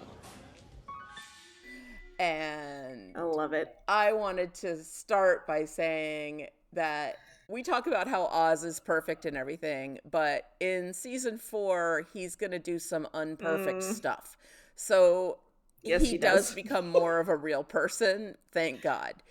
Because as much as I love him, sometimes he seems really unrealistic. And so when he screws up in his relationship with Willow and in his werewolf life, it is a relief. It makes me so sad, though. Oh, every it's the time. saddest thing ever. Because you can see it kind of coming from a mile away, and it's so painful, especially poor Willow. But although it leads to one of my all-time favorite episodes, which is Something Blue. Oh my God, I love that episode. I love that one. I want to watch that one just in isolation. It's so funny. Such a good episode. It's so funny. I love it so much. Yeah. Well, so my spoilery thought with this episode, as I was looking and doing a little research before the podcast, I kept coming across like news articles or Facebook posts where people get kind of irritated that Angel steps in to kill Pete instead of Buffy. And there are people that see it as him, coming to her rescue. And I didn't perceive it that way. Like, no. That was not something that had ever entered my brain at all. And there wasn't a doubt in my mind that if Angel hadn't been there, Buffy would have handled Pete fine. Exactly. Like, it would have been fine. But my thing is, with Pete, he was still very much, this human character for the most part. He would take his potion and then it turned him into a monster. And then ultimately, yes, he turned into the monster without having to take the potion, but there was still this human aspect of him. And I couldn't help but think that they really needed to keep Buffy's record of not killing anybody remotely human very clear for that upcoming episode with Faith, where Faith ends up killing this man and, struggles with it and all of those ramifications. But I think it would have affected Buffy a little bit more having to kill Pete.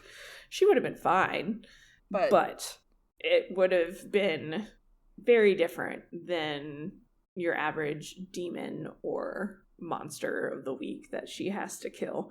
So I was kind of glad that they kept it that way, because it's so much more poignant later on when Faith experiences that and Buffy kind of sees the consequences with And I can't even start talking about that. And Buffy did have to deal with the idea of killing a human, when she thought she had killed Ted before we found out he was a robot. And I agree with you that if she had killed Pete, it would have been a whole other thing, and we would have had to deal with it. We couldn't have just moved on to the next episode. Whereas Angel stepping in, I called him Angel Ex Machina, it gave Angel an opportunity to show the loyalty to Buffy that is alluded to in the Call of the Wild passage, and to show her that he was redeemable, that he's the first kind of monster. So we needed him to do something at the end of this episode. What else was he going to do?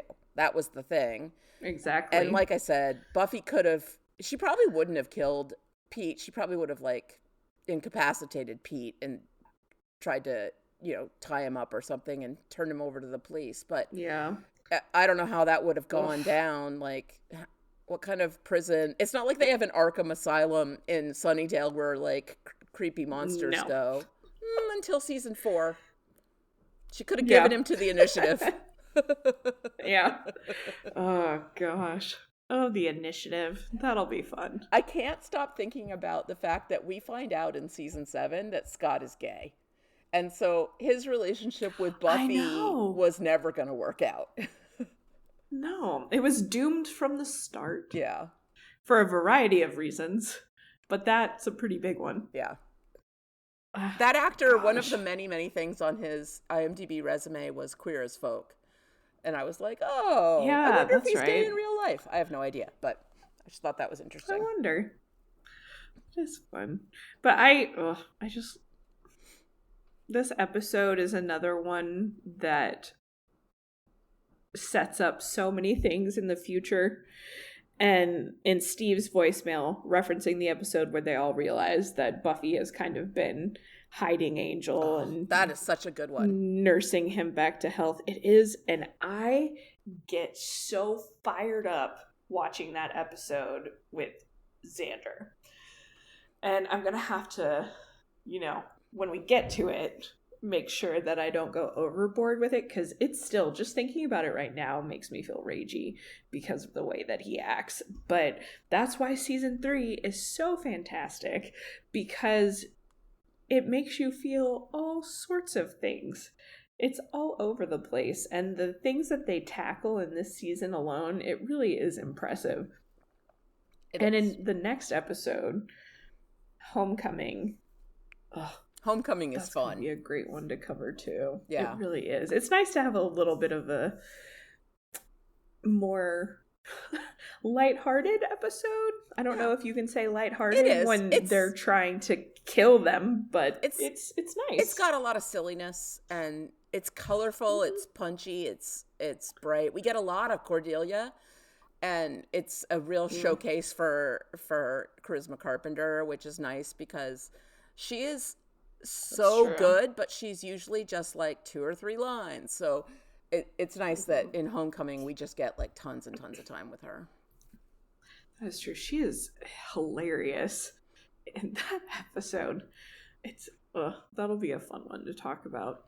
But I think that was the majority of the spoilery notes that I had. I had some notes about season 1 and season 2 stuff that weren't that important. Just kind of funny how many of, so this is not spoilery, I guess, but how many of Sunnydale High School teachers have been killed or been supernatural in some way. I really do want to sit down and tally up the students that we know that have died and the teachers. That's a good, and the staff. Yeah, it's going to be a really large might be number. My homework to myself. That way, actually, I might do that. That way we can update every episode with the death total. Yeah. And see how freaking crazy it gets, especially after graduation. Yeah. Graduation that wipes out half the class. Yeah. Seriously. Big snake. That episode is wild. I can't wait It's so satisfying watching the mayor eat Principal Snyder, which is such a weird sentence. Yeah. But it's true. It's what happens. And it's just, it's wonderful. That's going to be a fun one. But yeah, I'm going to start doing that. I'm going to work on that tally. Awesome. See what we get to. Looking forward to it. It'll be fun. And morbid, but fun. Yeah. Which is Buffy. That's Buffy. So that's the complete end of the show. Thank you, everybody, for listening. You know we love doing this. Until next time, I am Penny. And I'm Kara. Keep slaying.